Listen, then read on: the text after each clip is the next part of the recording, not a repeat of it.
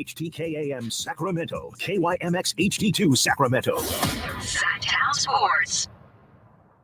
The Carmichael Dave Show. He's on the microphone when he's not on the microphone. He's playing a song, and when he's not playing a song, he's on the microphone. And then boom, with Jason Ross. No, he didn't. Yes, he did. Call or text at 916-339-1140. It's the Carmichael Dave Show with Jason Ross on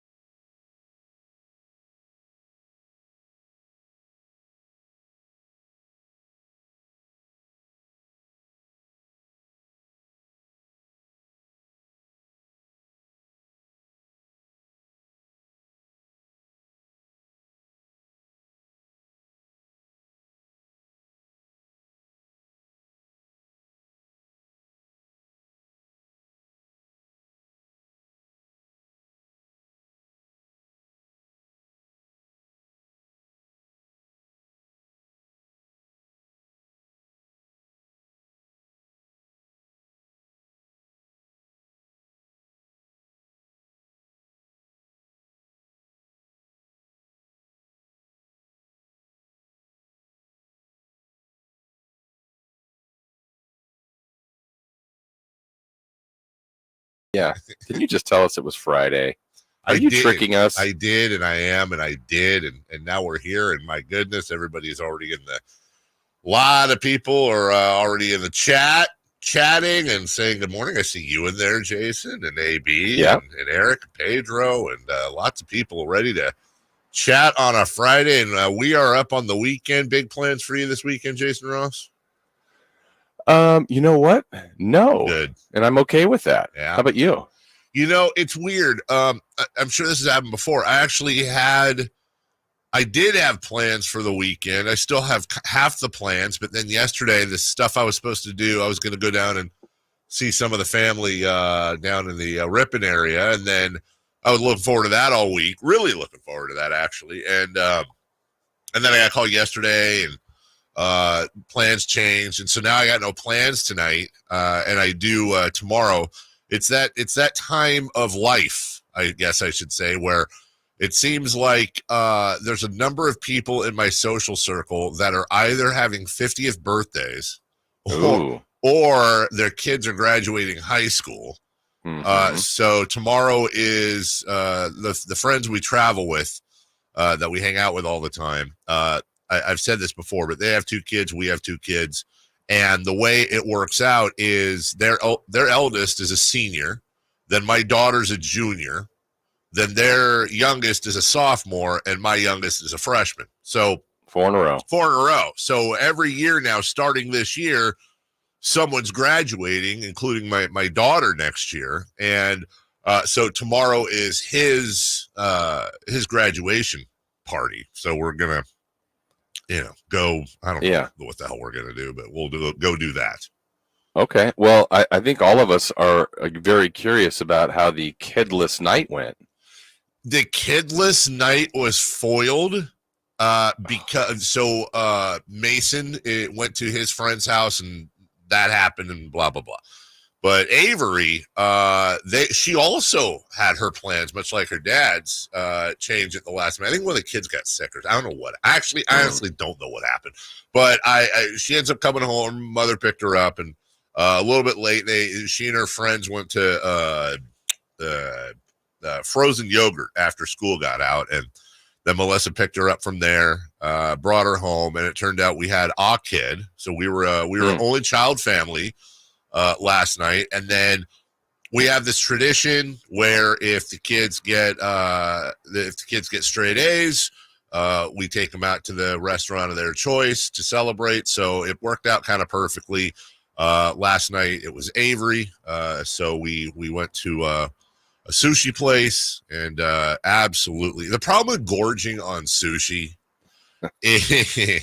is it might be the worst food to gorge on for the following reason. It's so rice based that by the time you feel, and we went to this, we go to this place that's all you can eat, not a buffet. You order it and then they make it and they bring it to you, right? That, by the way, when we don't go to Makuni, which we do all the time, I don't want to make Taro mad. So we went to this place, which is where I take the kids because I can, I know what I'm spending there. They can just go crazy and eat whatever the hell they want. So we did that. And then this was a new one we went to, though. Really, really good. Until at the very end, they informed us that although they, and I understand this, if it's an all you can eat, they have to-go boxes, right? Now, the one we usually go to, they charge for the actual to-go box, and it's whatever you can fit in there. This place charges $1 per piece of sushi left over. So if you have like 1.5 rolls total, let's say, left over, that's like $16 they charge you to. Oh, you're paying twice? You're paying on top of what you already paid for all the all you can eat. Now, I understand there would be people that would abuse that, of course, and they order 15 rolls and they'd be like, oh, I'm full. Can I get a box? And you can't do that. I get it. I totally get it. But $1 per piece. So I was already full. We had 16 total, like 2 from this roll, 3 from that one, whatever. And I just figured, we'll pay for a box and take it home. When the guy came and said, yeah, we do $1 per, we all looked at each other and we were like, all right, give us a few minutes. And then we just unbutton the top button. All right, let's go. And we dropped it down from 16 to 7 and ended up taking 7 home. Because, $1 per, dude, that'll create a little more of an appetite. Right. So we did that and went out to dinner, which was, it actually kind of worked out well. Because usually we'll take all the kids, we'll take the whole family goes to the one kid's place, and then the whole family goes. In this case, it was actually kind of cool, just the 3 of us, so we could just focus on her, which she never has a problem with. She did a great job focusing on her all by herself. So one down, and then Mason one to go, and of course Mason has picked the same place it was Chuck E. Cheese for a while, of course. Then what was the middle one he did every year? It was Subway one year. Nice. Eat fresh. I forget what the other one was, but now he's Cheesecake Factory, which I'm like, God. Oh, really? Yeah, exactly. You can't get out of, dude. You cannot get out of cheese. You cannot get out of there cheaply. Yeah, but he stepped his game up. He has stepped his game up because he likes the cheesecake. Like, that's his thing. He loves the cheesecake. He basically eats. It's in the name, Dad. That's exactly right. I'll just have. What do you want for dinner? It's a factory. They've got so much going on there. Right. He loves it. So, hey, whatever. They earned it. We're happy to do it. So, yeah, that was last night. Okay. I was thinking we were going to do the wagon wheel, maybe a stop at Sizzler. There were so many opportunities. That's what I thought. I thought the whole thing. In reality, we took our daughter to dinner, and then honestly, what I'll give you the honest to God truth. Took our daughter to dinner, was watching the game, watched the first part at home, second part at the sushi place. Game's over, come home. Avery goes right upstairs into her Ave cave, as we call it, to text with her friends or do whatever teenagers do. Melissa started watching, I think, Naked and Afraid XL or whatever the hell, the Dirty Butts, as I call it. And I went outside and familiarized myself with a workflow program called Trello that we're doing in the soccer land for internal workflow to integrate teamwork and spreadsheets and project management and color coding. And it was incredibly exciting, Jason. Sounds like a night of spreadsheets is fun. I think you would actually laugh your tail off when you see like the stuff I do over there compared to here, and the fact that like I'm organizing things and like creating workflows and assigning projects. I was like, that's just wrong. When we end up fielding like 9 guys next year instead of 11 for the soccer matches, you'll know why. How about you? How was your evening? Good. Watched the game, and it went the way that I thought it might, but there were some twists and turns, but man, Boston made an interesting opening statement, I would say. Yeah, they did. They made quite the opening statement. And we'll talk quite a bit about that today. And if there's going to be, if how this playoffs is going to turn out also, because this is kind of the icing on the cake and the frosting of the cherry or whatever. Adam Silver spoke as well. So we have some stuff from him. Then we get right into the weekend. I don't know what I'm going to do tonight, Jason. I think tonight's a free night. I don't know what I'm going to do. I don't know. Yeah, see, but I like sometimes plans like that where there aren't plans, but then some of those days turn out to be the best. Some of those turn out to be the best. Let me ask you this. Yeah. And some of them don't. Yeah, right? Some of them end up having projects filled in there because you got, let's do this thing. Yeah. Yeah. Have you found yourself at this stage of your life being bored? Have you been bored? When was the last time you were bored? Well, like if you truly had nothing come up tonight, yeah, that's like right at the beginning. I'm like, oh man, what am I going to do? I'll probably be bored. Like, I just feel like there's always something that comes up. Something might simply be, I found something somewhat interesting on television. Yeah, but it could be something else. I mean, I'm just trying to think. I remember as a kid, there's just so many times like I'm bored, and I don't know if that was just an easy safety net to say, but I felt like that happened more as a kid. It's interesting. It's an interesting question, Jason, because for example, if you notice, like one of my favorite things about kids, usually 7 and under, is any place they're going, they run. Like there's no walking; they just run everywhere, and eventually that wears off, and you walk to the thing. It's the same thing with this. So I know that in my 20s, for example, if it was a Friday night and I was at home, it was like, hello, darkness, my old friend. I'm on the couch. Like I'm sitting there. I'm like, wow, I'm a loser. Is this as good as what am I doing? What am I doing? Do I even have friends? Like, what are they doing? Like I fear of missing out, the whole thing. Like I suck. Then you get, the whole family thing, 30s, whatever. And you're like, you know what? It's nice to have a night off. Now, it's like I'm sitting there. I'm like, I'm not falling asleep at 8 on a Friday night. I'm not doing it. Like I'm not that old. I'm fighting it off. And tonight I can tell you, I don't get bored. I get almost bored. And then I find something. Like what's almost bored mean? So almost bored would be, okay, I'm really trying to finish this stupid video game I've been on for a while because I want to move on to this other one, but I won't let myself until I finish this one. It's called Horizon Forbidden West. It's a sequel, and I'm right at the end. I'm trying to finish it, but I keep getting distracted. I'm going to try to finish that tonight. So I'm going to try to be productive, basically. But at some point, I'll be like, ugh. So then I'll go outside, like sit in the backyard and kind of goof around my phone, put the fountains on, listen to the water, blah, blah, blah. And then I end up playing my stupid phone game. I did this yesterday. Like, my wife said she wanted to go to sushi in an hour. I'm like, okay, cool. I have the basketball game on, right? I swear to God, 5 minutes passed and I was on my little phone game. And next thing you know, she's like, hey, why aren't you ready? And I look down, it's been an hour. It's such a time suck. But you're right. You're right. You don't get bored because there's always something new and exciting to do. That, for example, when I was in my 20s, if you told me I wasn't going to do anything on a Friday night, I'd have a free night. And then maybe the thing I'm looking forward to the most this weekend, God, this is so sad, dude, is tomorrow morning, Sunday morning with all the kids home. I got in the mail yesterday my first popover nonstick pan. And Sunday morning, I will be making popovers for breakfast. They've never had them before. I had them once.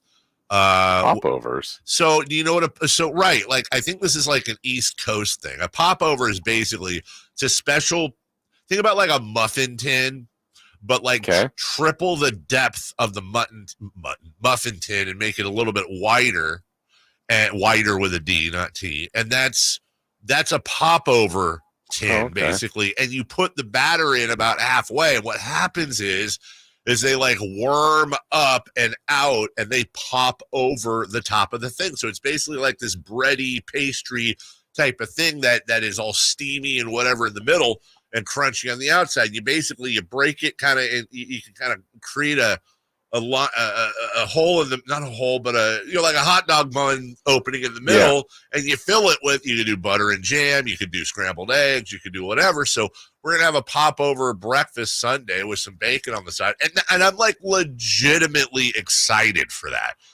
And of course, you bought the tin. I bought the tin. No, it's great. Yeah. I bought the Are tin. these flavored or just bread? It just looks like bread. Which is fine. You can flavor them. You can make them a little more savory or a little more sweet if you want. But generally, it's just a basic. It's a vehicle, Jason, if you will. It's a biscuit. It's just a different type of muffiny, biscuity, breakfasty, whatever the hell. So, gotcha. Yeah, and part of the problem is that, like if we go up the mountain and that other family we're talking about, I love them to death, but they're the pickiest ass people I know. Like, for example, the dad doesn't like cheese. Like, what? Doesn't like cheese. Deal breaker. 100% does not like cheese. If we're making eggs, they like their eggs. It's a 4-person family. They like their eggs 3 different ways. Which in my family, if you like your eggs 3 different ways, suck it. You're having the way I'm making it. Right. But apparently, one wants them like over hard, not over easy, over hard. The other wants them scrambled, but scrambled to where they're super dry. And then I think the third one likes them just whites. Raw. Right. It's like... It's just impossible to make food with them, dude. You end up just doing cereal. And that's a go-to. Perfect. Yeah, but I don't want cereal on a Sunday morning. Give that to them. You make what you need. Sunday nights are for barbecuing, and Sunday mornings are for really big bread. Sunday is food day. Yeah, I mean, sometimes it's a trouble getting 3 meals in. If you make a really good breakfast and you're like, yeah, do I eat anything else? No, I'm going to wait for dinner. It's a great point right there. No, you're exactly right. Yeah, middays for snacking. 2 big meals. Yeah. A snacky sandwich. We'll take a break. When we come back, we will, of course, lead it off. Boston, the big story here with their win last night. Dan Hurley and the Lakers, et cetera, et cetera. Hey, Kyle's in for Christopher Law. Don't ask me, dude. This thing was all figured out yesterday. I don't know what the hell happened behind the scenes, but I finally just said, whatever. It is what it is, but I'll have to figure that out later today. In the meantime, you know what? The project gets bigger and bigger and bigger as the show gets larger and larger and larger, which reminds me of our friends at UpsizeMatters.com. Hi, good morning. It's Friday.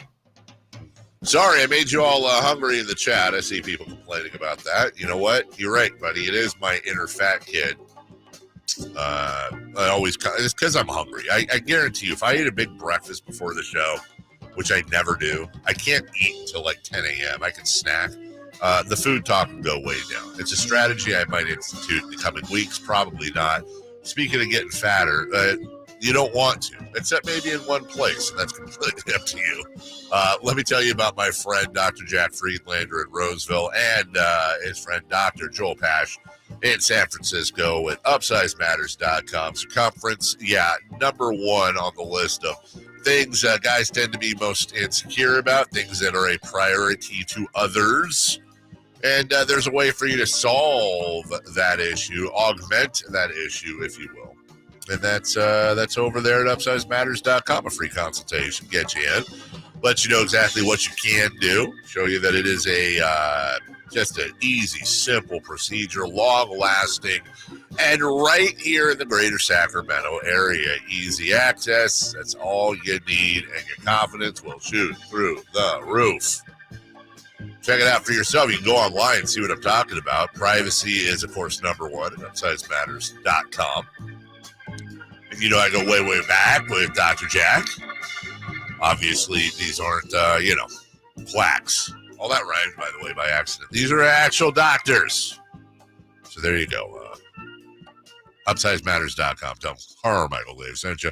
Leading off is next. Let's do it. Leading off, the 3 top stories in the morning. Huge news. This is very important. Here's cut number 1. Tatum gets past Irving. Stripped and stolen by Irving. Here comes Got screen, one man to beat, but it's a 7-footer. Who blocks it again?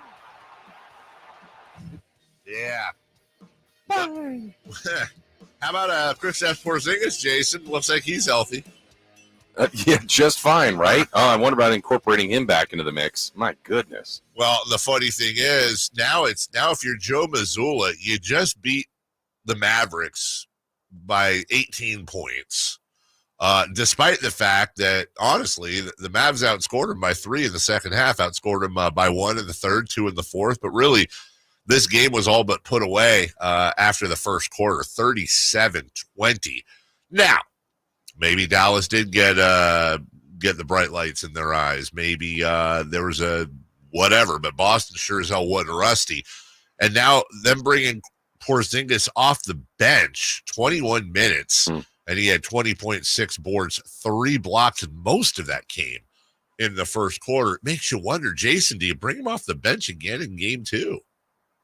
6th man of the year? I mean, do you break what ain't? Do you fix what ain't broken, or do is it one of those? Okay, we integrated you in. It makes no sense to not have you playing 30+ minutes and starting. Let's go. Yeah, I mean, it could be one of those classic things too, where it's like, hey, it doesn't matter if you start or finish, how many minutes you play. I mean, Horford was good too, but Porzingis was just a difference maker. What he was able to do both ends of the floor, and if I'm guessing, I would think they just leave it as is and then ramp up his minutes. What did Horford get? 30. Horford still played 30 minutes, which is surprising. Porzingis 21, but they played some of them together, those minutes. But, I mean, do you want less time of Horford or Brown or White or Tatum or Hall? They've got 6 exceptional players on their team, and you can add a couple of bench players that, fit with those other guys. It's one game. I don't want to overreact, but we were both kind of going Boston in 5. Yeah.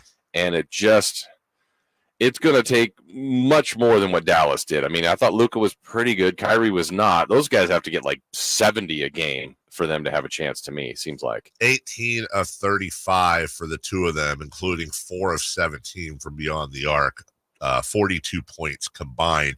Jason, what really stands out to me here, Jaylen Brown with 3 blocks, Porzingis with 3 blocks, Horford with 2 blocks.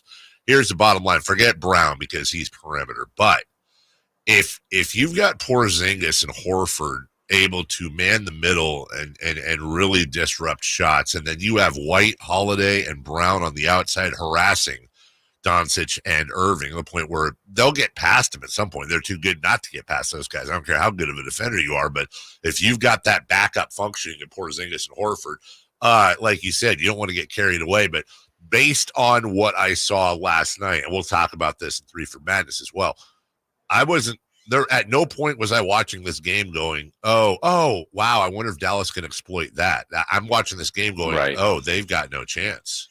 I thought there was a couple plays, Dave, that I thought were just soul-ripping steal. Like backcourt, Luka's bringing the ball up and Jaylen Brown's guarding him, and he just picked him clean, uncontested, goes the other way for dunk.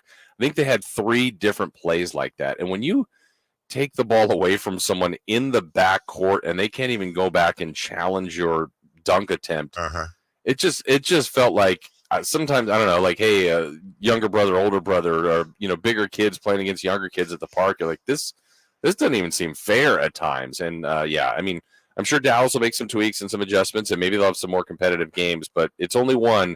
But, boy, that was pretty dominant. Even when Dallas cut it to 8, you're like, oh, okay, this could be better. But then before you know it, it's back to 20. Cut number 2, please. Cut number 2.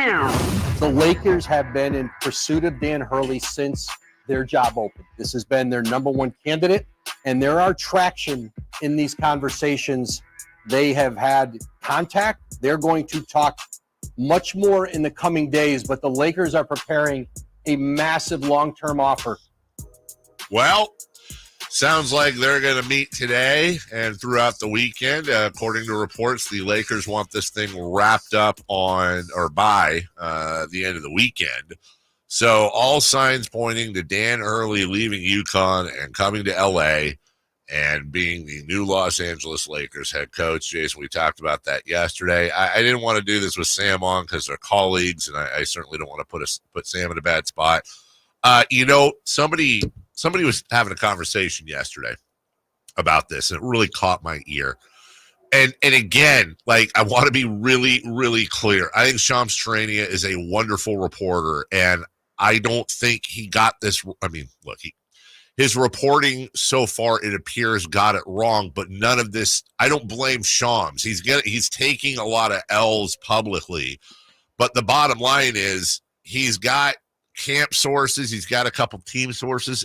I don't believe Shams is reporting false information. He's reporting the most accurate information at the time, and at no point did he say they're hiring JJ Redick. He said they are incredibly interested in JJ Redick. They're interviewing JJ Redick. This and that. It looks like they're zeroing in on him being I get it. Here's the issue, though. They pointed out a tweet he had last year where it said somebody was zeroing in on, not Scooter, it was somebody at number 2 in the draft that wasn't number 2 in the draft. What, Kevin? No, or not Kevin. What's your name? Kyle. No, Scoot did go number 2, but it was something else that Shams had tweeted. It was wrong. And no, he didn't go number 2. No, yeah, Scoot went 3. He said it was Brandon Miller, right? He said that the Hornets were targeting Scoot at 2. Thank you.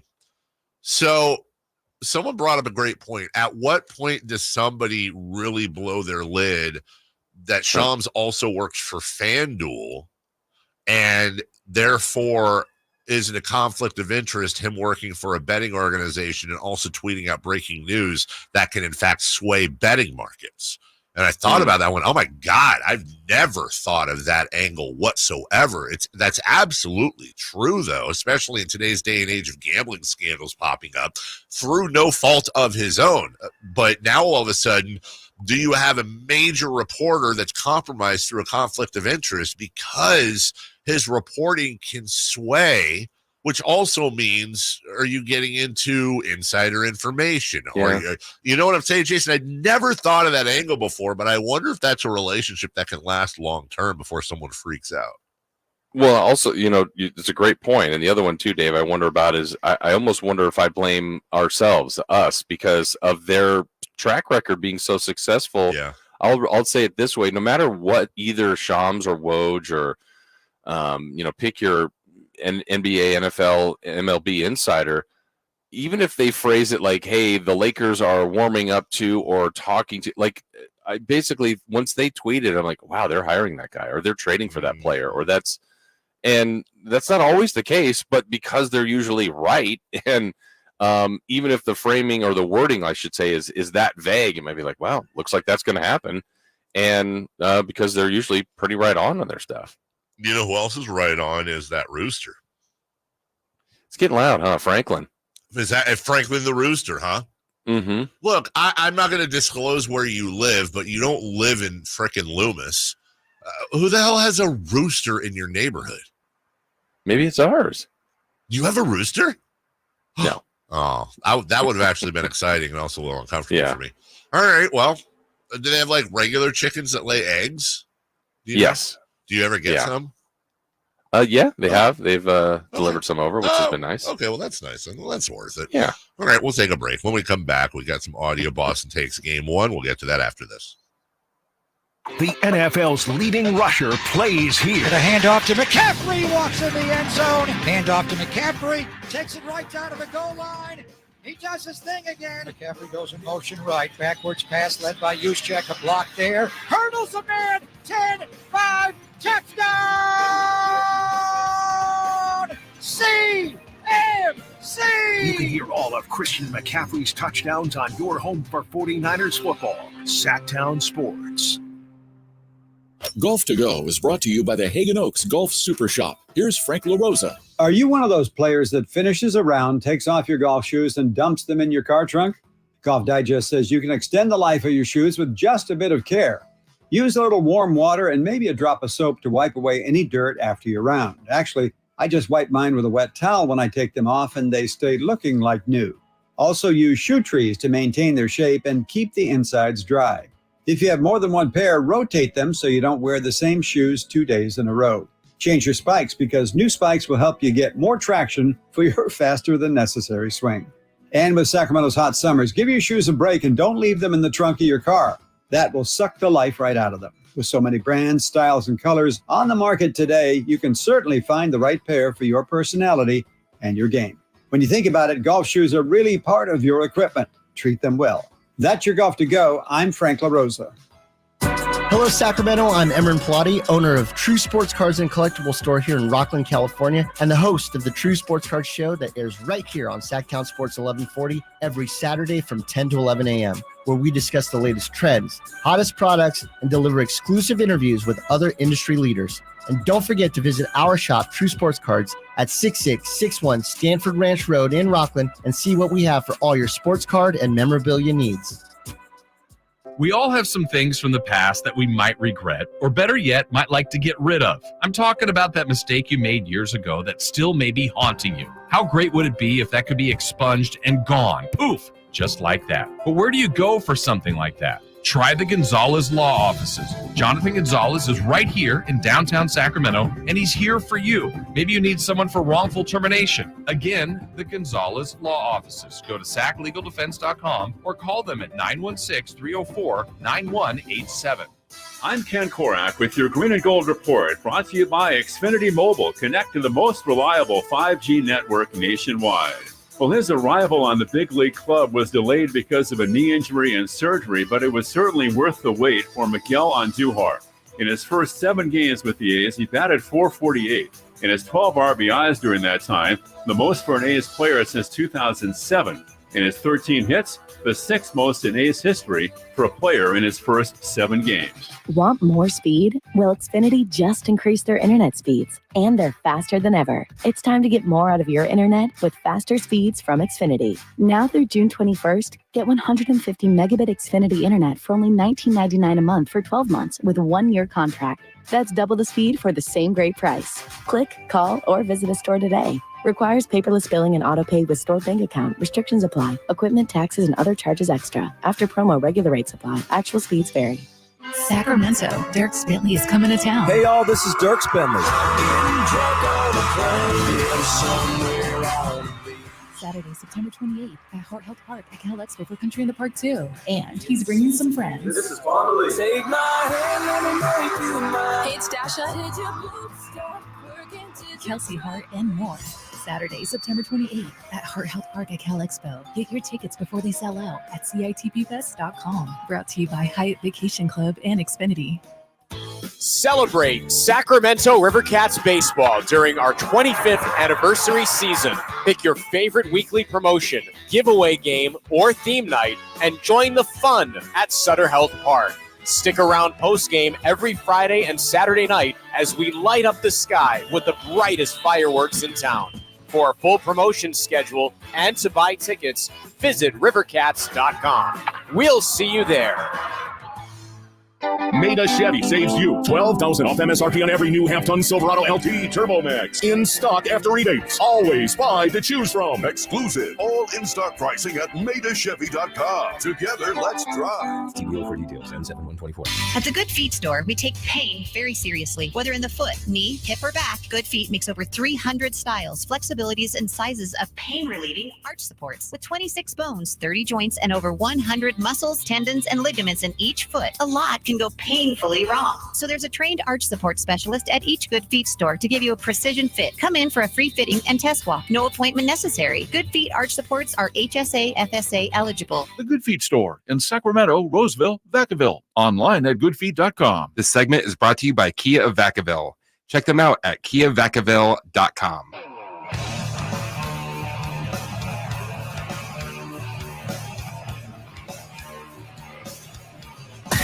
Carmichael Dave. He has very good sources, and he just kind of tells it as it is and gets to the point. Jason Ross. He has a lot of pretty smart things to say. He's good at what he does. On Sacktown Sports. All right, welcome back. Want to remind you, Joe Flint from the Wall Street Journal will join us at 9 a.m. He's the guy breaking all the news on the NBA television deals. And we'll ask him on top of all the details. Does TNT still have a last-minute shot, Jason Ross? Carmichael Dave? Well, what would it cost, Sacktown Sports to have one sliver of that? We've got a YouTube channel. maybe we could get we could get till the first TV timeout package. And very limited. Yeah, really limited. I mean, then we throw the cover. We're basically like the pregame, and then we get to the first TV timeout, and then throw it to one of the big networks. Yeah, but we could use all the resources. So that means we'd have intros. We could have Moke on camera. Yep. Home games. We can. After that, just make our way to that first time out. I think we'd be the only NBA network, though, that would have to find a sponsor for our travel. True, but we could. Yeah.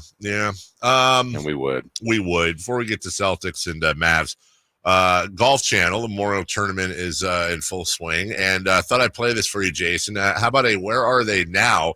As the Golf Channel caught up with, you remember, former college and a little bit of NFL great Vince Young from Texas. Yeah, they caught up with him Vince yesterday. Young playing this week, and he's down with Horn. Played 6 seasons in the NFL, arguably one of the best NCAA quarterbacks of all time in Texas. Picked up golf about 4 years ago. What's the biggest shift you made going from the ultimate team sport to now the ultimate individual sport? Now, I apologize. You have the wrong person. Just so before I hit play again. No. They thought you're looking. Are you looking at it? I'm looking at it. What's her face like? Oh, I'll get to that in a second because that's a whole subtext. They thought they had Vince Young. It's not Vince Young. It's Everett Sands, who is currently the offensive skills specialist and former player for the Citadel. But they thought it was Vince Young. I'll let. And by the way, Everett apologizes. Why? I'll let it roll. Apologize. You have the wrong person. I'm Everett Sands over Citadel, which I'm a football coach.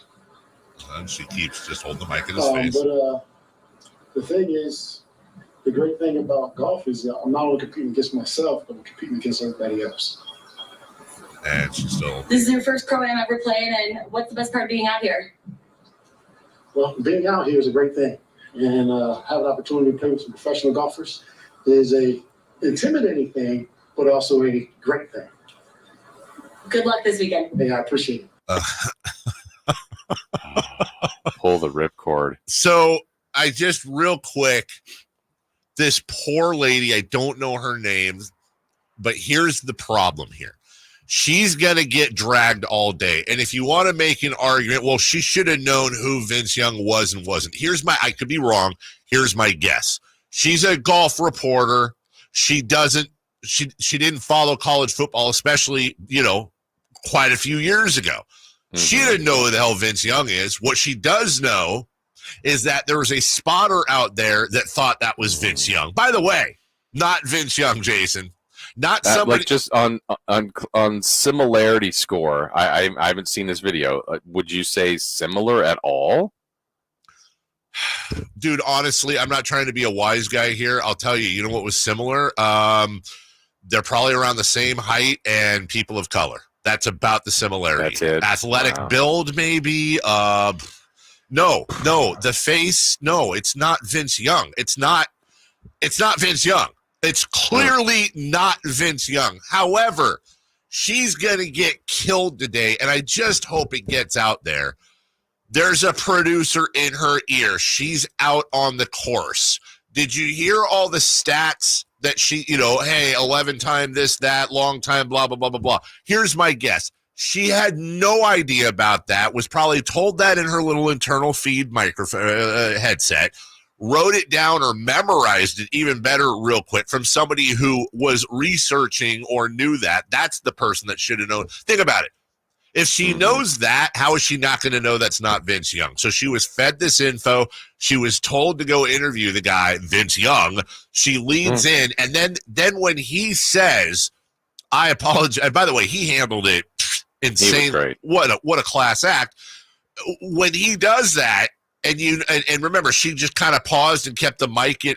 I guarantee you at that point, her entire life and career was flashing before her eyes. She had no idea what to do except to hold the mic in front of him and pray.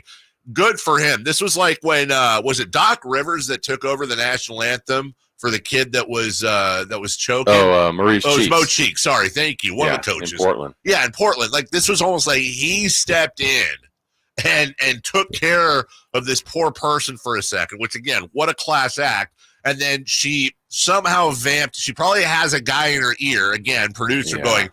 Abort, blah, blah, blah, going crazy, and she's on live TV trying to figure this out. She composes herself, asks a follow-up question, then dumps out of the interview. But Jason, I'm here to say, again, I'm 99% sure that 100% of this is not her fault whatsoever. And after he said, "You've got the wrong person," I bet she didn't hear a word he said. One, from embarrassment. Two, like you said, my career, my life is flashing in front of me. What do I do next? I mean, he was great, but he could have said, "Oh, and by the way, your car's on fire." Right. And she would have been like, "Okay, what's it like playing out here?" Just because she wouldn't have heard it. Right. If you look over your shoulder, there's a missile incoming. Oh, that's fantastic. Yeah. And what's it like playing out here with pros? I feel so. This would be a bad day for her. I didn't like that. No, but I liked it because none of it was her fault, and she's going to get dragged today. My favorite dragging, of course, is going to be Ding Dong with crypto in his bio that's going to drag her because, she's a woman and she should have known it was Vince Young. I'm telling you right now, we cover this sport professionally. You and I both watch Vince Young play. Now, I'd like to think that we would both know if it's not Vince Young, but by the grace of God, you're in the middle of it. The whole thing, somebody tells you, "Hey, grab Vince," and it's right. You go, I feel so bad for her, Jason. Yeah, I think if it was it would she be a good enough sport if by chance the next interview she has is with Vince Young? I think they should set up. I don't know where Vince is right now, what he's doing, but I think on today's Golf Channel coverage, they should do a split screen interview with Vince Young, making up for yesterday. Just a random, "What are you up to, Vince?" Yes. And by the way, it certainly wouldn't hurt if the Golf Channel, if they haven't already, the right thing to do would be for the Golf Channel to issue an apology to both Everett and Vince Young, and then to explain and to apologize to their reporter. And have somebody, basically, you don't have to name names, but just say it was a chaotic moment, as it often is in coverage. She was told this, and this, and went through it. We put her in it because she was thrown not under the bus, Jason. She was thrown under the Optimus Prime freaking 18-wheeler, dude. Yeah. I think she should interview Vince Young and ask him about Citadel football. She should welcome in Vince Young and say, "Hey, we're coming here live. We're here with Everett Sands of Citadel," or Everett. Well, Everett's going to get some coverage today too. He did great. Good for Everett. Yes, he did. We'll take a break when we come back. Mavericks Celtics. Okay, we'll get to it at 7. Safe or out coming up next, including divisional leads. Is there something Sam Hinkie going on in Cleveland, and is there a franchise worse than the Oakland Athletics? We think we might have found one. We'll get to it next. What's the missing piece for the 49ers? Which names will they add during free agency? Whether it's in season or off season, the coverage never stops. Get the latest 49ers news on Sacktown Sports and sacktownsports.com. Hey, it's Carmichael Dave inviting you to make the switch to electric this spring and save big with American Energy. Stay ahead of those spiking energy bills this summer with up to $9,000 in rebates on a new ultra-high efficiency comfort system. American Energy is providing huge rebates from SMUD as well as spring specials by installing one of many incredibly efficient AC options available to you right now. Get rid of those fluctuating gas bills in the winter and switch to year-round all-electric with American Energy. Let them perform a free in-home energy efficiency analysis and see where they can help you save for the warmer months ahead. These guys are the best. Been serving the greater Sacramento area since 1981. A+ from the Better Business Bureau. Learn more by calling 916-520-9990. That's 916-520-9990. Call 916-520-9990 now. Do you have unfiled tax returns or being threatened by the IRS that your wages are about to be garnished or bank accounts are going to be levied? You need an ally. Allies Tax Relief has professionals ready to fight for you. Their enrolled agents, tax attorneys, and CPAs have saved millions of dollars for taxpayers just like you. They won't just resolve your tax problems. They'll most importantly protect your wages, bank accounts, and all your assets from being taken by the IRS. Call for a free consultation. 800-230-5174. 800-230-5174 or go to alliestaxrelief.com. Whether you own a local business or a global one, you're always looking for ways to position your operation to create opportunities and move on them faster. With Bank of America, you get access to experts, award-winning insights, and business solutions so powerful you'll make every move matter, locally and globally. Visit bankofamerica.com/banking for business to learn more. What would you like the power to do? Copyright 2024 Bank of America N.A. Get ready for the Kia Vacaville Summer Sticker Sales Event. This is your chance to make it a summer to remember with incredible deals on select 2024 Sportage and Sorento vehicles. Kia Vacaville is offering an amazing 1.9% APR for up to 48 months for well-qualified buyers. Or you'll get $1,000 bonus cash on specialty tag 2024 Sportage and Sorento models. It's the perfect time to upgrade your ride and start your summer adventures. Imagine cruising down the highway in your new Kia from Kia Vacaville, enjoying the advanced features and comfort of the Sportage or Sorento. Whether you're planning a road trip or just driving around town, these vehicles are designed to elevate your experience. But don't wait too long. These unbeatable deals won't last forever. Your adventure starts now at Kia Vacaville, where every journey is an adventure. Visit them today and find the perfect vehicle for your summer plans. Model availability, lease options, and features may vary. Please visit Kia Vacaville for more details. At Ashton & Price, we get injury victims to yes. Experience, yes. Ashton & Price has been around for over 25 years. No more insurance companies? Yes. Our clients focus on getting better and we handle all the rest. Results? Yes. We've collected over $100 million for injury victims. No fee until we win? Yes. Our clients pay nothing until we win. Ashton & Price, the best at getting to yes. Remember, for the best advice, don't think twice. Call Ashton & Price. A woman not only knows what she's going to wear, she knows what you're not going to wear.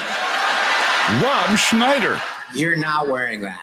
Coming to Hard Rock Live Sacramento on October 4th. You're not wearing that. I know I'm not. I just tried it on, to kind of warm up the idea of clothes, and then. Don't miss Rob Schneider. Tickets on sale this Friday at 10 a.m. at Ticketmaster.com. Safe or out? It's time to go around baseball. 3 pitches, 3 swings. It's safe or out on the Carmichael Dave Show with Jason Ross.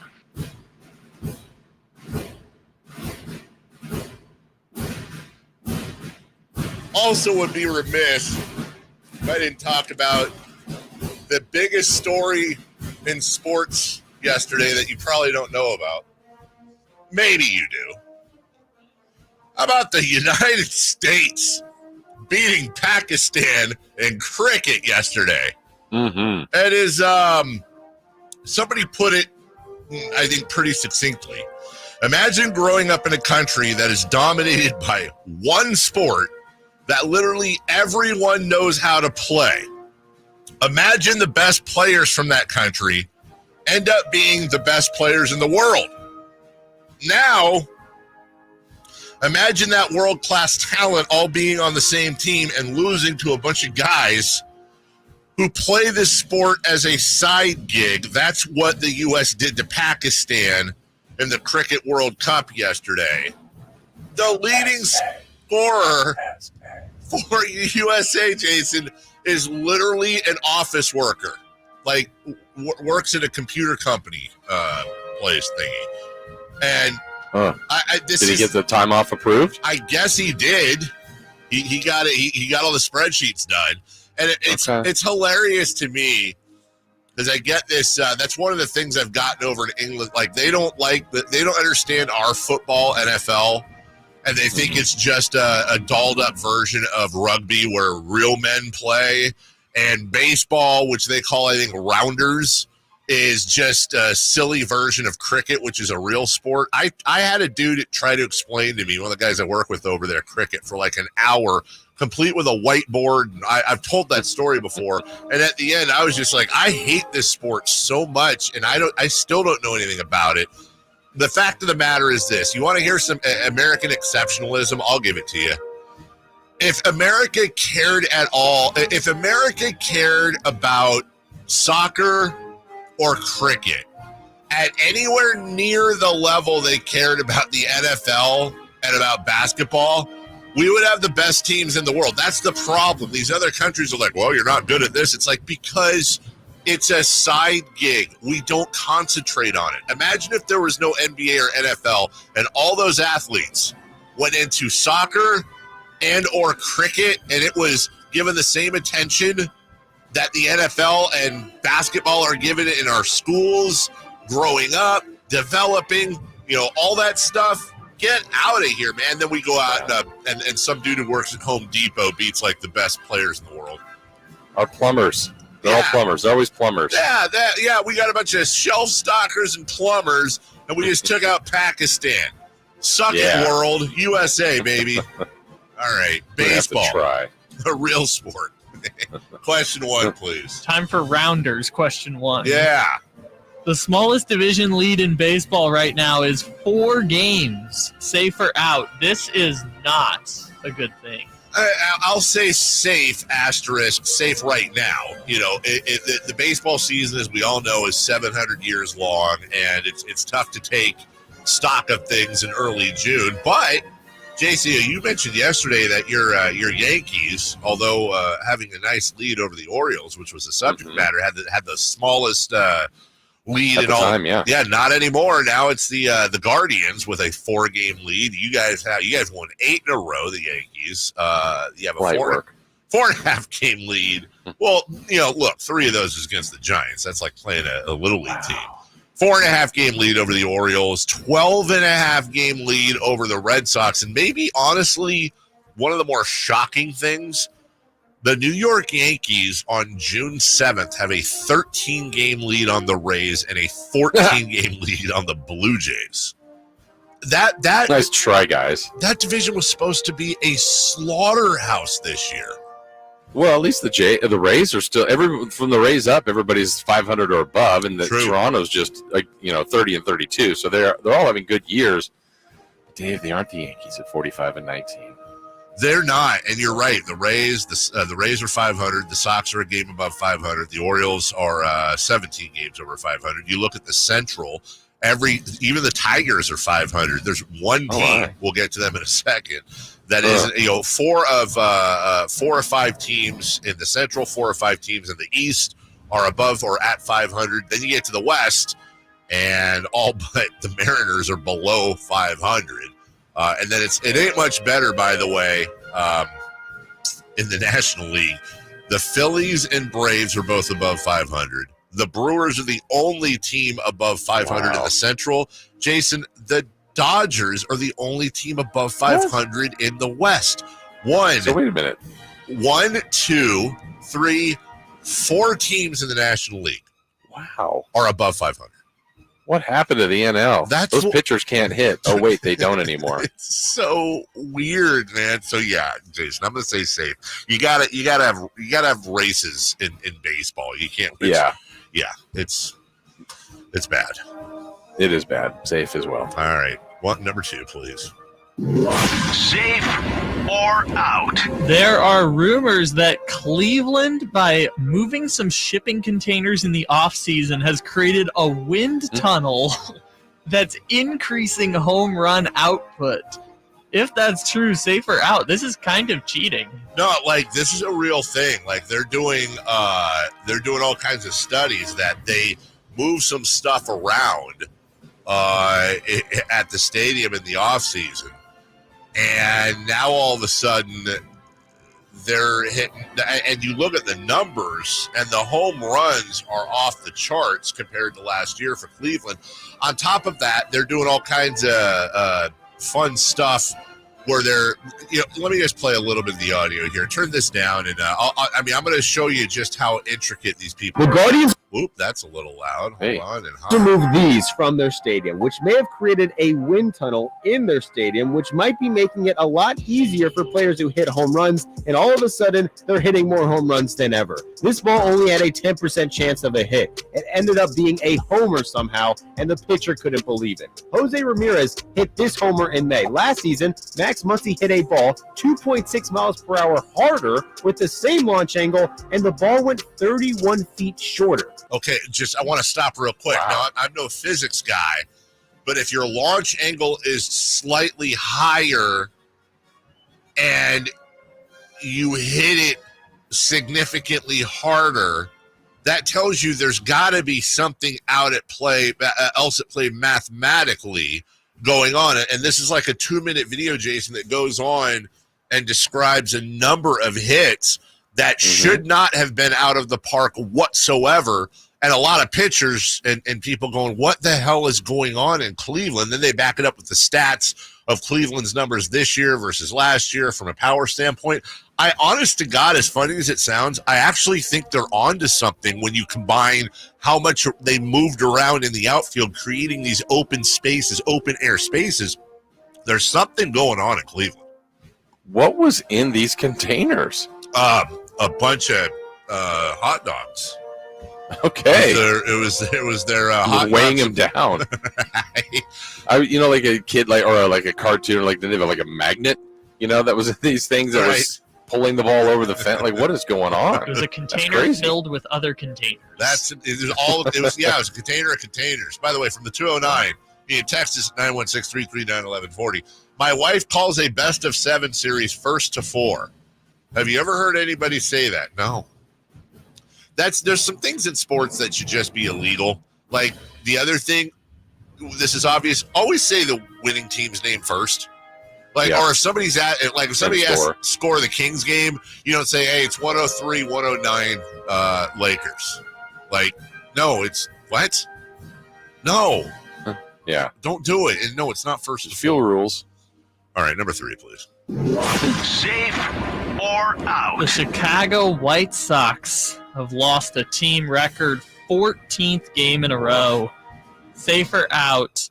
Other than the Oakland A's, the White Sox are the worst franchise in baseball. I think, honestly, all said and done, they are the worst franchise when you take away John Fisher purposely trying to run these guys into the ground. Not only are the White Sox the worst team in baseball standings-wise, as a matter of fact, the White Sox currently, Jason, are 9.5 games worse than the Oakland Athletics. But on top of that, Jason, the Chicago White Sox are 4th from last in attendance, averaging just 16,000 per. That's a fairly, I won't say it's a new ballpark, but it's a newer ballpark. They're just ahead of Tampa Bay and Miami. By the way, the White Sox are 4th worst at 16,000 a game. Oakland's paid attendance, 6,598, 10,000 behind them. Miami is second to last. The Marlins, they have double the attendance that Oakland does. But yes, I'll say safe. Yeah, the White Sox are safe. I just can't believe on June 7th, the A's have 10 more wins than a team. The A's got their 15th win on May 1st. It's June 7th, and the White Sox are still at 15. That's actually the A's got to 500 at 17-17. They're now they've hit the skids, and they're 25-39, and still have a better record by a distance on the White Sox. They've just done some really bizarre things too. We had that clip we played earlier in the week of, the White Sox announcer we're not going down like that, not to the Brewers. Right. We're not taking that. And it's like, wait, now what do you want to do? Fight them? You guys probably aren't good at that either. We ain't taking this L. Tim Anderson would agree. Yeah, you are. Yeah, Tim. Yeah, right. Exactly. Yeah, I don't know, man. I don't know what the hell Jerry Reinsdorf's doing, but he broke up the Bulls. Let's remember that. Yeah. Well, at least you're not a White Sox fan, everybody. We'll take a break when we come back. All right, Mavs Celtics, game 1. Kristaps Porzingis, Drew Holiday, Jason Tatum, and more right here on Sacktown Sports. I didn't ask to be thrown in the streets with nowhere to go. I didn't think I'd survive. But I did ask for help, and Covenant House was there for me.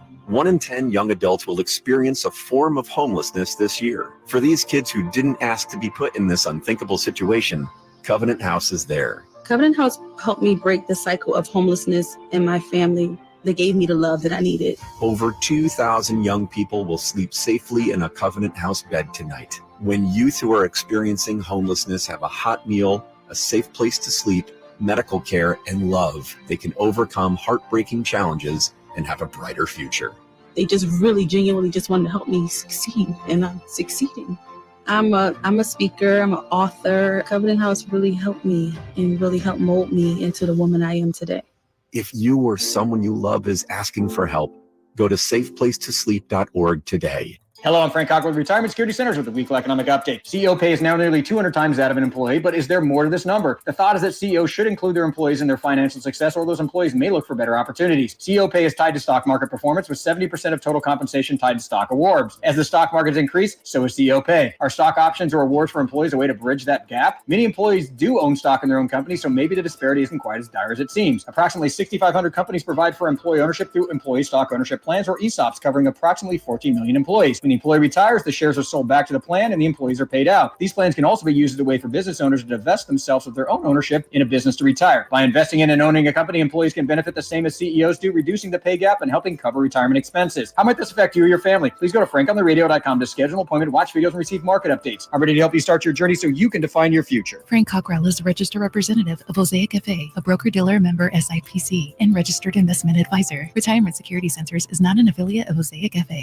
Whitey here, reminding you that not all gas grills are created equal. Bring out all the delicious flavors in your grilled meats with the amazing Napoleon Prestige and Prestige Pro line of outdoor cookers. My Napoleon Stainless Steel Pro Series gas grill has turned me into a grilling pro with features other grills cannot match. They're built different, built better, built to last. Made with premium stainless steel that boasts quality and a lifetime warranty. I may never want to cook indoors again. Napoleon grills and accessories are now available at your nearby Amy's, Ace Hardware in Sacramento, and now El Dorado. All guests and callers join us from the Folsom Lake Honda Hotline. Folsom Lake Honda, your one-stop Honda shop. Some people just know safe drivers save more with Allstate. Just like they know that's the mating call of a blue-footed booby. And not a green-footed booby. Yeah, some people know that.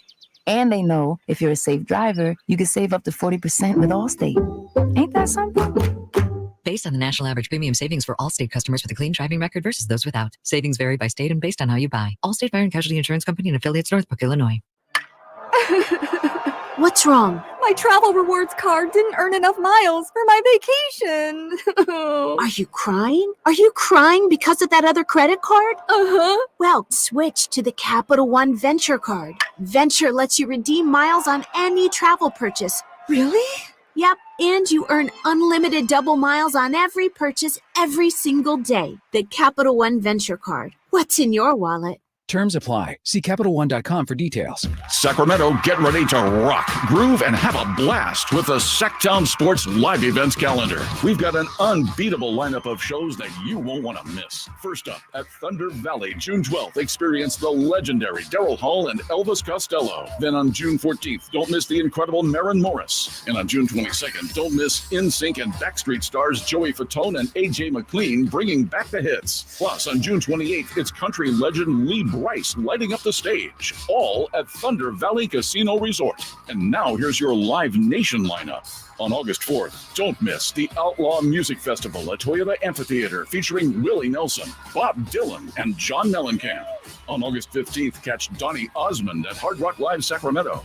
Then, on August 22nd, Creed Fisher takes the stage at Ace of Spades. And on September 10th, enjoy the timeless sounds of the Doobie Brothers at Toyota Amphitheater. And stay tuned to Sacktown Sports for exclusive updates and your chance to win tickets. I remember as if it were yesterday. I reached down to move a nightstand and was astonished at the weight of the piece. Hi, this is Frank LaRosa with a word about Naturewood Home Furnishings. At that moment, I instantly recognized the difference between Naturewood's quality furniture that will last a lifetime versus lesser quality furniture found elsewhere. Now, I suppose there's a huge difference in what you'd put in your first apartment and what you would live with in the comfort of your own home. Right now, Naturewood Home Furnishings Made in USA sale is a great time to fill your home with solid, superior quality furniture to reflect your own love for life. With brands like Sam Moore, Stanton, Stickley, Hilltop Hickory, Simply Amish, and many more, Naturewood Home Furnishings has tables, chairs, couches, and, yes, nightstands, and more at their Made in USA sale. Find furniture that will be with you forever. Naturewood Home Furnishings, off Highway 50 at Hazel. Look for the water wheel. Maida Chevy saves you $12,000 off MSRP on every new half-ton Silverado LT Turbo Max. In stock after rebates. Always 5 to choose from. Exclusive. All in-stock pricing at MaidaChevy.com. Together, let's drive. TBO for details. N7124. KHTKAM Sacramento. KYMX HD2 Sacramento. From the Power Business Technology Toshiba Studios, your new home for 49ers football in the 916. Sacktown Sports. The Carmichael Dave Show. He's on the microphone when he's not on the microphone. He's playing a song, and when he's not playing a song, he's on the microphone. And then boom, with Jason Ross. No, he didn't. Yes, he did. Call or text at 916-339-1140. It's the Carmichael Dave Show with Jason Ross on Sacktown Sports. Tatum gets past Irving. Stripped and stolen by Irving. Here comes Josh Green. One man to beat, but it's a 7-footer. Who blocks it again?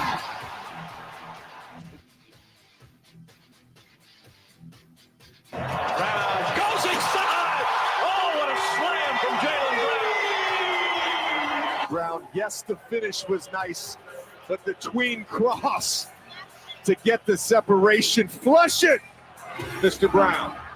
Doncic throws it up. Jones can't quite get it. Cleaver does. Here's Hardaway off the bounce. Nice feet inside. Jones blocked by Brown. That has not been part of the Mavs offense tonight, and this one's just ridiculous. Going vertical against a former dunk champion. Irving's going to hear the blues pretty much every time he touches it. That one off the side of the backboard. Tatum for Peyton Pritchard, who just checked in. Porzingis way outside. Knocks down another. Irving blocked by Porzingis. He's doing it all. Holiday, Hauser, three-pointer. It's a Celtic avalanche here in the first quarter, a 17-point lead. 37-20, the voice of Mike Breen. That's how it was after one. Want to remind you, by the way, 8:13 somewhere. Ah! Dude. What? A freaking bug just fell from the sky on my arm. Ooh, I want to. I saw it on delay. Did you? Jesus. Look, I'm going to take a picture of this, Jason. What the hell is it? It's a bat. I don't even know what to do here. Hold on. Let me get a napkin. I mean, look, I'm not trying to be that guy here. Get out of here. I feel bad. It's not his fault. He's just bugging around. No, I'm sitting here doing the show. I'm going to send you a picture, and this freaking bug just lands on, literally fell out of the sky on my arm. What the hell? That's an unsafe workplace. I'm sending this to you right now. Okay, recover. Anyway, I want to remind you that at 8:13, at 8:13, we'll give away our final pair of NASCAR tickets for this Sunday's Toyota Save Mart 350. Stay tuned. Did you get that picture? Yeah. Dude, right? That landed on my arm, Jason. Do you know what that is? I mean, it's a bug. No. Right. So, I mean, look, if I saw that bug just chilling, it wouldn't freak me out. It freaked me out because I feel something on my arm and bloop, bug. My dad just called me a name I won't repeat on the air. Dad, I'm just saying, Dad, it landed on my arm. I didn't expect it. I'm fine. I recovered. I felt like I was incredibly mature and manly about that. Yes. We have some post game. Look, what's your name? Why am I blanking? There's me. There's Jason. There's Kyle Ledbetter. Kyle, this audio you have post game, is this true? I'm only asking this because there's a bevy of AI interviews going around that we've seen. Is this Jrue Holiday response? Are we sure this is Jrue Holiday? I am 96.8% sure this is Jrue Holiday, who says it seemingly like a joke, but has a stone face as he's saying it. So I don't know. I'm very confused by his demeanor. I'm scared to play this. Jrue Holiday, Jason, the caption on this is, even our white guys are guarding Luka. Right? Okay. The clip is from the NBC Sports Boston, so I'm almost certain that it's real. All right, here we go. Stay with him one-on-one. You don't have to double by team time in the past. How much does that help in terms of keeping him from being able to have assists? You only obviously have one. I think it helps a lot. Throwing different guys at him, different guys that play defense differently. Some aggressive, some not. But I think even our white guys guard. So it's hopefully it's a challenge on him, and hopefully we can continue to do that. Okay. I feel like that's real, Jason. I think that was Vince Young. Even our white guys are guarding Luka just to give him another look, I guess. Okay. More post game. Here's Jason Kidd from St. Joseph's Alameda High School in Oakland. Kyrie Irving struggling. Yeah, I thought he had great looks. That just didn't go down. He had some great looks at three. He had some great looks in the paint. That's just part of basketball. Sometimes they go in, sometimes they don't. Tonight they just didn't go down for Kai or most of the team. And hopefully we get those same shots in game 2 and we can be better. Luka Doncic spoke after the game, Jason, and had a little back and forth with a reporter. You've obviously been here before, down 0-1 in a series. What do you remember about, the first round and the second round, what the next day was like for you guys? What did it look like? What did it feel like? I don't remember. Just whether you lose or you win. First to 4, we got to focus on the next game. Does that give you guys confidence, though? Of course. You always say we have no confidence? I just want to hear you say it. It's good for our stories. Of course. First to 4. He said it. He said first to 4. Maybe we owe an apology. Maybe we do owe an apology. My goodness. Or is it not because? Or is it because Lucas said it? It's not. Yeah, if Lucas said not a thing. It, no. By the way, put out a poll yesterday, Jason, after our show. Just kind of curious, who were Kings fans rooting for yesterday? You want to take a guess as to how that turned out? Okay, I'm gonna guess Boston 62%. I will tell you this. After the first hour, the Mavericks were actually in the lead. Wow. Yeah. Okay. However, with almost 1,000 votes in, the Celtics 55%. Okay. 55%. Mavs 45. Yeah, I can't root for the Mavs. I get it, but I can't. I don't want that. I don't want to hear it because that's what it'll be. I don't want to hear it. Right? Yeah. I don't want to hear it. I don't need to hear the whole, this, that, whatever. I'm looking for the Jason Tatum clip because I felt like he said this earlier in the playoffs. There's a clip where Jason Tatum kind of gets mad at a reporter and is like, "What are you talking about? There's nothing to be happy about. We haven't done anything. It's unfinished." I mean, maybe I'm wrong, but it just kind of seems, I don't know. Why do I feel like with Jason Tatum, it's like not fake tough guy, but like he sounds locked in, but it's almost like, Jason, come on, you're not that dude. Like, just, you can answer the guy's question. It wasn't offensive that he asked you, hey, is anything you're happy about after game 1? Like, come on.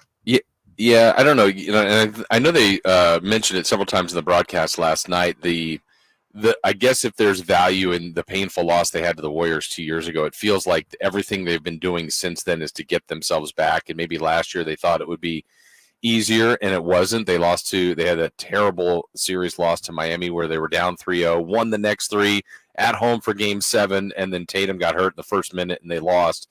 And now here they are back. I just feel like they're so locked in on a mission. And last night's one kind of question mark to me coming in was Porzingis. and he couldn't have been much better. Right. Like, if he plays like that while the rest of the guys do what they're doing, again, I mean, Dallas is going to try. They're going to do their things and try to win this. But, Dave, I think about the 2 playoff losses Boston has had. And one of them, Miami made something like 25 threes. And I think the other one, the Cavs beat them.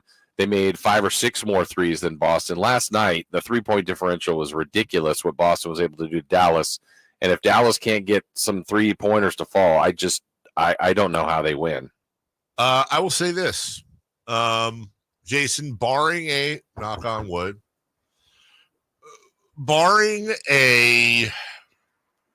or multiple really bad injuries to Boston players, and I think it would have to be their top 3, top 4. I'm gonna say this: if Boston loses this series, I think Joe Mazzulla will be fired within the week. I think it's very apparent, and it's been very apparent. They were 12-2 in the playoffs going into the finals. So they're 13-2 now. The Mavs had nothing for them, and Jason Tatum didn't even have like the greatest game. In order for Dallas to win this series, Boston is going to have to lose it. It's going to have to be a combination of Dallas playing well, really well, and Boston playing below their. I think Boston can play 80% of their capabilities and still beat Dallas. It's going to have to be Boston collapsing, in my opinion, not necessarily. I think if Dallas steps their game up and Boston stays where they are or steps their game up, Boston still wins. Yeah, and Dallas doesn't mean Dallas can't win a game or two. I mean, I think that they have special players, still a really good team, but to beat them 4 times, now 4 out of 6, I don't see it, barring what you said, like some sort of significant injury to multiple people. I mean, Boston, there's no accident why they were the best team in the league by a good distance. They won the East easily. They had the best record overall by, I think, 7 games. I mean, they were clear of everybody. And they've been dominant in the postseason, no matter how they think their path has been. It's just they don't have a lot of weaknesses. Right before we go to break, here's that Jason Tatum clip. Jason, you're up 1-0 in the series. Was there not to be happy about? I mean, what is there to be happy about? Job's not finished. Is the job finished? You talking to me? Yeah, bro, I'm asking you. No, it's not. What we're not going to do is celebrate incomplete work. And it's like, I understand the mentality. He's an athlete, locked in, legacy on the line. I get it. Like Kobe used to do stuff like that, and you're like, wow, what a competitor. I think what really turned me off is don't embarrass the reporter. You know, you can answer that question the same way, Jason, and be like, and I guess I'm saying this to both you and Tatum. That you can say, you know, I'm not happy about it. There's nothing, in my opinion, to be happy about. Look, I get it. We're up 1-0, but the job isn't finished. And, we're just going to lock in. We're not going to celebrate until we get 3 more wins in the series. Then ask me about that. But right now, all this is a 1-0 lead. It's unfinished business. You don't have to be like, is it finished? Is it, hey, stupid. Right. Is it, like, come on, dude. You're trying too hard. I'm talking to you. Yeah, I'm talking to you. You're trying way too hard.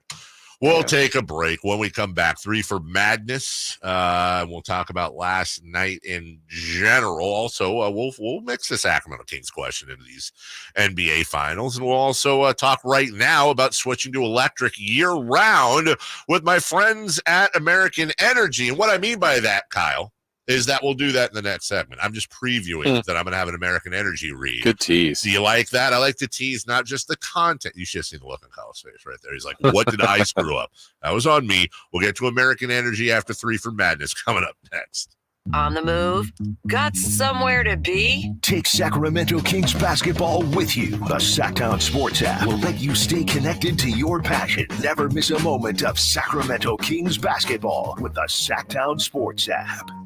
The IRS is the most powerful collection agency on earth. And if you owe back taxes, the news isn't good. The IRS has raised the interest rate it charges on unpaid taxes in recent years. This hits hard if you're behind on your taxes. Most people don't know it, but the IRS adds interest charges to your tax debts daily. If you owe the IRS today, you'll owe even more tomorrow. And it doesn't stop until you get right with the IRS. The good news is getting right can start with one phone call to Optima Tax Relief, America's #1 tax tax relief firm. Optima's tax professionals specialize in the Fresh Start Initiative, a powerful IRS program that can save you thousands if you qualify. A+ rated by the Better Business Bureau, the experts at Optima have resolved over $1 billion in tax debt for their clients. Call now for a free consultation. Call 800-343-6460. 800-343-6460. 800-343-6460.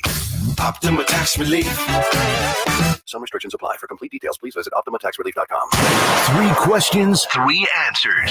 It's 3 for Madness on the Carmichael Dave Show with Jason Ross. Here's question 1. All right, I want to remind you of some things on a Friday. Joe Flint of the Wall Street Journal, he will join us at 9 a.m. He's been the one covering this as much or better than anyone, the NBA TV mega deal going on. And we'll ask him about that, about TNT, and if they still have a shot, and so much more. Let's see. Coming up at right around 8, about an hour from now, we'll give away these NASCAR Save Mart Toyota 350 tickets. And we still have to get to Dan Hurley and the Lakers coming up in about 10 minutes. Jason Ross, Carmichael Dave, Kyle Ledbetter behind the glass with 3 for Madness. Question 1, please. Question number 1, was there something last night that made you think Dallas has a shot here? No. No, there wasn't. I watched the game and I looked for it, and no. We talked about it earlier. Boston's there's gonna have to be an injury. There's gonna have to be some sort of mental breakdown, and on top of that, Dallas is just gonna have to play their what's off. I don't see with that perimeter defense that Boston has to not neutralize Kyrie and Luka. Look, I'd be surprised if either or both didn't have at least a couple of really good games in this series, but they just don't have anything else. And that interior defense between Horford and Porzingis, who's now playing and healthy, and we forget Kristaps Porzingis is 7'3". He's not some tiny dude. He is capable of blocking shots. He had 3 last night to go with Jaylen Brown's 3 and Al Horford's 2. That's 8 blocks between the 3 of them, and I don't see any reason for that not to continue. By the way, Porzingis only played 21 minutes off the bench, so Boston still isn't playing full strength. I expect that to change. Is Dallas not going? Is this a sweep? Maybe not, but I saw nothing last night, Jason, to take me away from my gentleman's sweep prediction, which was yours as well, that Boston will win this thing in 5. Yeah, I think trying to create a path here, Dave, for Dallas, I would say I think that point total between Luka and Kyrie needs to be closer to 70 to 75, and it was 42 yesterday, so way short of that number. Boston has to have a much better a much worse three-point shooting day, which is possible. I mean, Boston, I would say in the one area where Dallas came back and cut it to 8, Boston got a little thirsty from 3 and missed some shots, and here comes Dallas. But I think inside the box score and inside the game, one of the things that Boston did so well, and I was pausing here because I was looking this up, Luka, 30 points, 10 rebounds, 1 assist. 1. Yeah. So I went through the whole game log of the playoffs, of the whole regular season. The amount of times that Luka Doncic did that this year was last night only. I mean, Luka lives in that 8 to 14 assist range. Mm-hmm. So if he's getting 30 with those assists, that's the roadmap. But Boston said, all right, they didn't do a ton of doubling. And they said, Luka, go. And if you get 50, good for you. We're going to try to limit Kyrie and those others. And they did that. So, again, Dallas will make some tweaks, but I don't see how they can win it. I mean, they're playing a great team. Boston is very, very good, very complete, and styles make fights. I think it's a tough matchup for Dallas. Drew Holiday is 33. Al Horford is 38. Porzingis is 28. Brown is 27. Jason Tatum is 26. Derek White is 29. I don't want to get too crazy here after one game, but when you look at their record this year, when you look at their record over the last couple years, when you look at what they're probably going to continue to do to Dallas, I think at some point after the series, Jason, it's not just going to be about Boston Celtics being world champions. It's going to be So what's your reaction to Danny Hurley? Oh, hold on. Why are you you wait, Dan. That was right. That was random. Because we do have that clip coming up. Here's the thing. We're going to be talking about, is this the start of a Boston Celtics dynasty? Yeah. And they certainly are lined up to be able to do that. All right, number 2, please. Question 2. Who is your NBA Finals MVP after Game 1? Well, Chris Verlaud took Kristaps Porzingis. We were talking about that, and with all respect to Kristaps, I get it, and bang for your buck. You could make an argument that Porzingis had the best game yesterday in 21 minutes, but it's Jaylen Brown. Jaylen Brown, to me, had the best game. Not only did he have the team high in points, he was efficient, 7 of 12. He threw in 6 boards, but most importantly, Jason, 3 steals, 3 blocks, and just fantastic defense. He was the best player on the court considering both sides of the ball. That would be after one game. I understand the argument for Porzingis, but Jaylen Brown would be the guy. I'm with you. I think it's those two, right? I think those are the 2 best candidates. And what's great about Boston is, and I can picture the series continuing somewhere along this line, where maybe after Game 2, you're like, Tatum was probably the best player tonight. You know what would they have done without Drew Holiday? That it actually could end up being a difficult discussion if Boston wins this ultimately, because they're that balanced. They all mean something. There's all importance to what all of them do.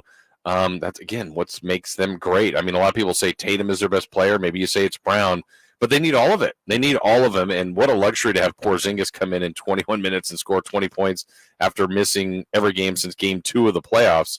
They're that good, but I'm with you, Dave. I think I would a slight lean towards Brown from one game so far. Is that you? Okay, you're freaking me out. No, I meant Kyle. Sorry, because that was a soundboard. We've got random stuff going off.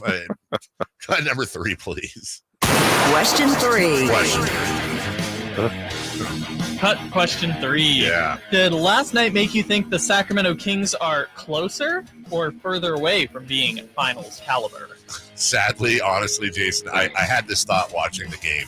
I was like, God, the Kings are nowhere near this level of play. I mean, nowhere near as in the Spurs, but it's just a whole different level. They're certainly not on Boston's level. Maybe on their best day, they could take out Dallas. That's fine. But these are you just kind of see the separation in these games, and I'm sitting here thinking, God, I don't think the Kings would get a game against Boston.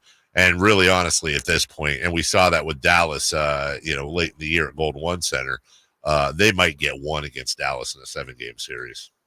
Yeah, and then when you watch that, and if it does play out this way where Boston wins, what do teams try to do? Copy that. Okay, how do you copy the Celtics? Can you get basically 5 switchable players that all can guard and shoot? I mean, good luck. You want to find 1 or 2 on your roster. They've got about 6 or 7 of them.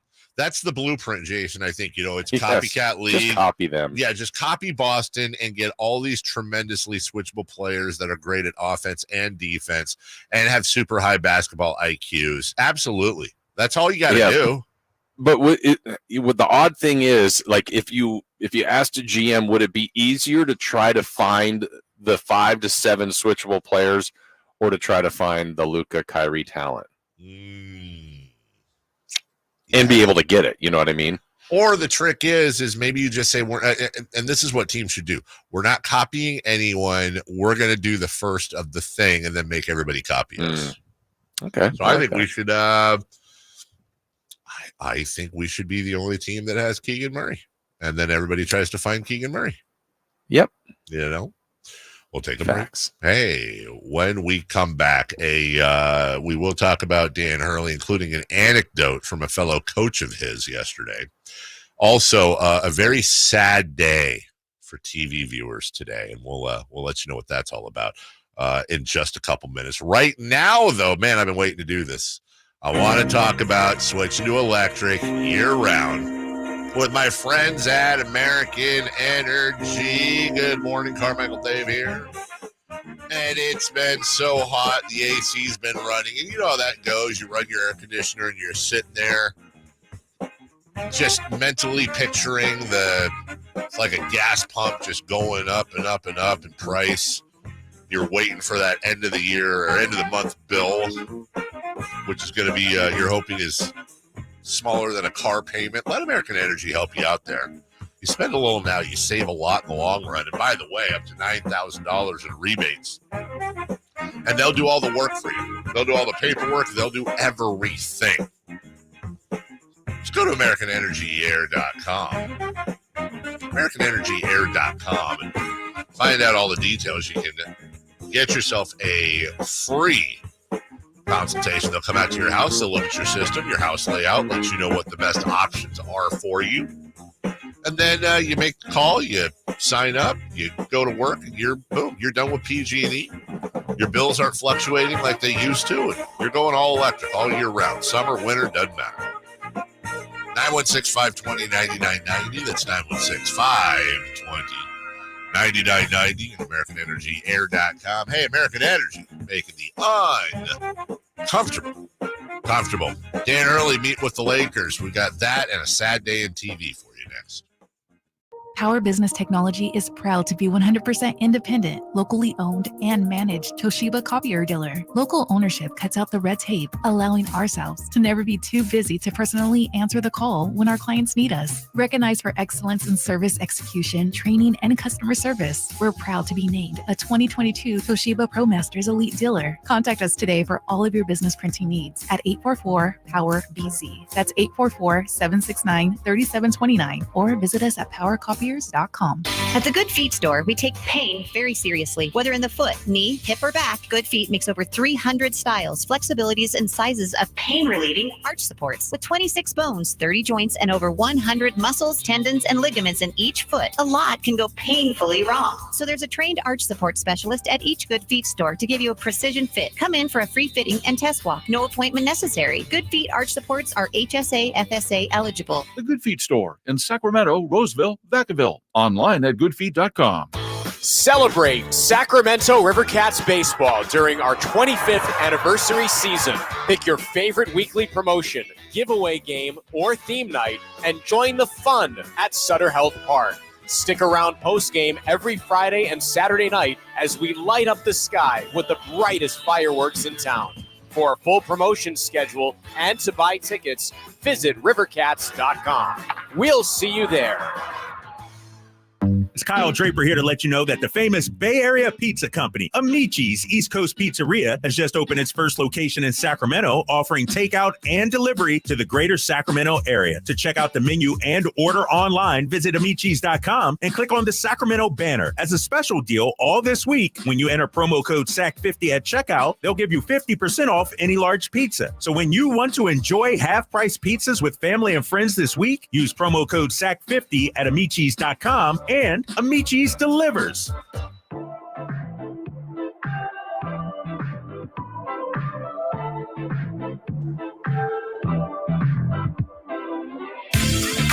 They bleed black and purple. It's the Carmichael Dave Show with Jason Ross on your local sports leader, Sacktown Sports.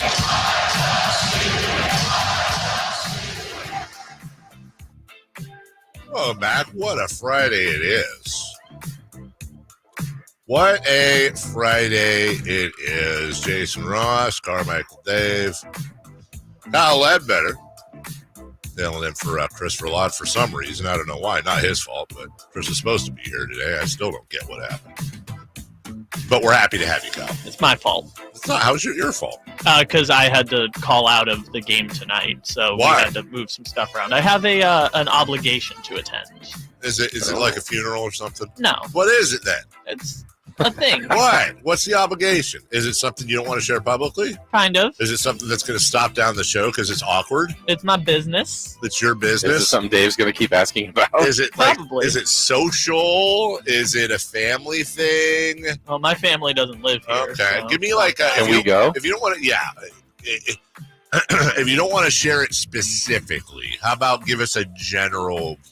Give us as much as you're comfortable with generally. It is graduation week at Davis, and I am still of college age, so there are people I know who are You're graduating. going to a friend's graduation. Of sorts. All right. Well, that's more important than the job, I guess. Jeez. I'm here. I requested the day off. It's just You what? Yeah. All right. being a team player. In the hours. All right. Sad day in television today. As we say goodbye to he's not dying, by the way, but well, we're all dying, but you know what I mean. You'll recognize the voice as soon as I play it. Well, the time has come to say goodbye. I have a few thanks and acknowledgments before I go. And I want to start with all of you watching out there. It's been an incredible privilege to be invited into millions of homes, night after night, year after year, decade after decade. And I've always felt that the privilege came with a responsibility to keep this daily half hour a safe place for family fun. No social issues, no politics, nothing embarrassing, I hope, just a game. But gradually it became more than that, a place where kids learned their letters, where people from other countries honed their English skills, where families came together along with friends and neighbors and entire generations. What an honor to have played even a small part in all that. Thank you for allowing me into your lives. Pat Sajak. Yeah. Signing off Wheel of Fortune. Man. Jason, I don't know what it is about game show hosts, but you talk about like things that make you sad and feel old. It probably shouldn't make you feel that way, but think about it. We lost Alex Trebek a few years ago from Jeopardy. Bob Barker recently passed. And again, Sajak is, not only is he still around, but God, he looks, you know, Pat Sajak's 77. I believe it. Yeah. And he's been in our lives forever. Oh my God. He looks fantastic. I mean, the guy's got to have had some work done, but he is, he started Wheel of Fortune, hosting Wheel of Fortune in 1981, has taped more than 8,000 episodes, and did 41 seasons, I believe, by the way. Yeah, Vanna White's staying on. Yep. She's just 67. But, yeah, you know, did you know who's taking his place? I didn't know this. I do. Ryan Seacrest. Wow. That guy has a job or 7. For real. The safest possible choice they could have picked. Can I just give you, though, like a morbid thought real quick, just because it's in my head? It always worries me when stuff like this happens, like when older people retire from their longtime jobs. Because there's like 2 things that really hit when I've noticed like patterns when you get old. Like, for example, I don't know what the corollary is, but it's actually kind of sweet. Like how many times have you seen like a couple that's been married like 60 years and then one of them passes and then the other one passes like the same year? That happened with my grandma and grandpa, like one after the other. My grandma was in perfect health.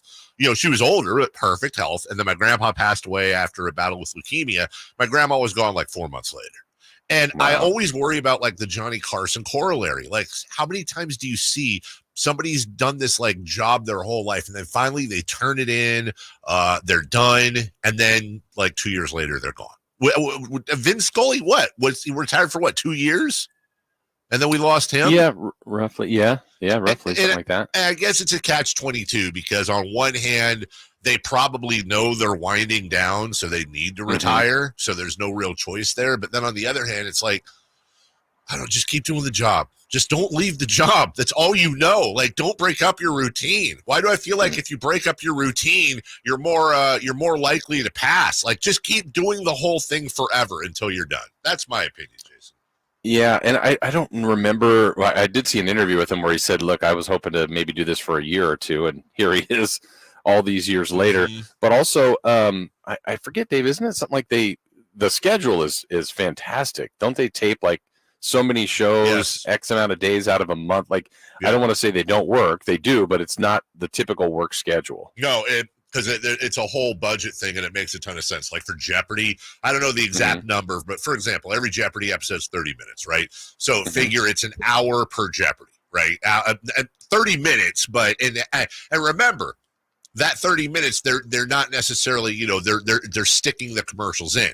So really out of that 30 minutes, let's call it 22 minutes of actual game time.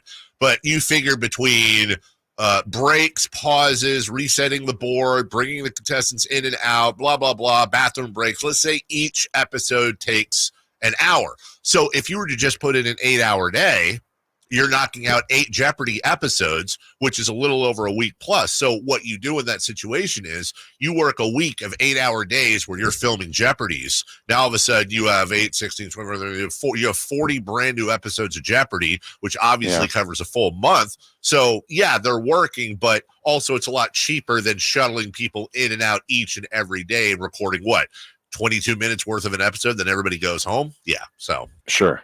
Anyway, that's what I would do.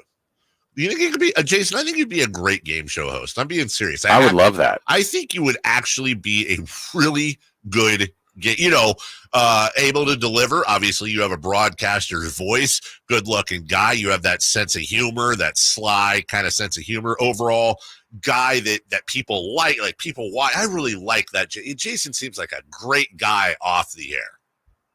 Yeah, you got to let the people shine, let them have their thing. But if you can pop in a little levity somewhere in there, that's just sneak in and get out. Yeah, just get in and get out. I don't think. In fact, I'm pretty darn sure, Jason, that if you were a game show host, even against the best of the best, I don't think you could ever do something like this. Susan Cole is from Bowie, Maryland, and her favorite type of music is something I've never heard of, but it doesn't sound like fun. I think it's very fun. It's called nerdcore hip hop. It's nerdcore hip hop. Yes. It's people who identify as nerdy, rapping about the things they love: video games, science fiction, having a hard time meeting romantic partners. It's really catchy and fun. Losers, in other words. Well, his delivery was perfect. It gets and me you did not expect that coming from him at all. And Jason, I think the most maybe underrated part of the entire thing is at the very end where he goes losers, and then you hear her go, well, yeah, it's like that poor girl just got completely owned publicly, and she didn't have it. Listen to the well at the end. Nope, you can't hear that because I don't have it turned. You know what, Dave? You push the bit too far, and then you forget to turn your thing up. Like, what is your problem, idiot? catchy and fun. Losers, in other words. Well, counterpoint. I kind of want to hear the end of that, or I want to hear what was it? Well, I do remember. Well, you're right. She said, well, and he gets enough out of you, loser. What if she said, well, and just backhanded him, and we never saw it? Yes. All right, we'll take a break. When we come back, Dan Hurley's going to meet with the Lakers, and we have an anecdote from a fellow coach on he just happened to be in the right place at the right time a couple nights ago. We'll hear it out of his mouth coming up next. Subscribe to Sacktown Sports on YouTube and watch the Carmichael Dave Show with Jason Ross, Stiles and Watkins, and the Drive Guys. Live Monday through Friday from 6 to 6. Plus view archive shows and exclusive content. Subscribe at youtube.com/Sacktown Sports. $5,000. That's the average amount of money people in the U.S. are now spending on gas in a year. $5,000. That's crazy. If you drive, you have to download Upside, the free app that gives you cash back every time you get gas. That's right. You can earn real cash back with Upside just by buying the gas you're already buying. You can literally start earning cash back today. I use Upside every time I fill up, and I've already made around $300. You're putting gas in your car anyway. Why not get real cash back? If you like free money, download Upside. I'm saving the cash I earn from using Upside to help pay for a vacation later this year. Download the free Upside app now to earn cash back every time you buy gas. Use promo code HYBRID to get an extra 25 cents per gallon on your first tank. You can cash out anytime right to your bank, PayPal, or a gift card for Amazon and other brands. Just download the free Upside app and use promo code HYBRID for a 25 cents per gallon bonus on your first tank. That's code HYBRID for a 25 cents per gallon bonus. A woman not only knows what she's going to wear, she knows what you're not going to wear. Rob Schneider. You're not wearing that. Coming to Hard Rock Live Sacramento on October 4th. You're not wearing that. I know I'm not. I just tried it on, to kind of warm up the idea of clothes, and then. Don't miss Rob Schneider. Tickets on sale this Friday at 10 a.m. at Ticketmaster.com. Carmichael Dave here, reminding you this Father's Day, you can make your backyard the ultimate retreat with Amy's Outdoor Living, your grilling headquarters. See the new red hot barbecue brands Napoleon and Rectech. Napoleon grills, perfect gas, perfect infrared grilling built to last, and those RecTech pellet grills, they're built like a tank and offer the #1 rated grilling app. Now, Amy also features Weber, Big Green Egg, and Traeger gas and pellet grills like I have, and the Gosney professional pizza ovens. Guys, I threw my old pizza oven out. I got the Gosney in my backyard. It is so awesome to do pizza at home with the family. Free setup and delivery on $3.99 and over purchases. Save 40% off selected in-stock patio furniture and umbrellas. Visit their clearance center in the Sacramento store for scratch and dent savings. Amy's Outdoor Living, El Camino near Watt, and inside Amy Ace Hardware in the El Dorado Town Center. I'm Craig Ashton of the injury law firm of Ashton and Price. Whether you've been injured on a bicycle, as a pedestrian in a slip and fall, auto, Uber, Lyft, or big rig accident, you need Ashton and Price in your corner. When you call Ashton and Price, there's no chatbot telling you to hit 3 for accounting. You're greeted by a real live person who will immediately transfer you to an experienced attorney. The consultation's free, and there's never a fee until you win. Remember, for the best advice, don't think twice. Call Ashton and Price. Maida Chevy saves you $12,000 off MSRP on every new half-ton Silverado LT Turbo Max. In stock after rebates. Always 5 to choose from. Exclusive. All in-stock pricing at MaidaChevy.com. Together, let's drive. TBO for details. N7124. Capital Casino has been serving the greater Sacramento area in the same convenient downtown location for over 20 years, with plenty of close-by, well-lit parking monitored by security staff and offering the most variety of table games in the region in a safe and friendly environment. Best food, best service, and the best action.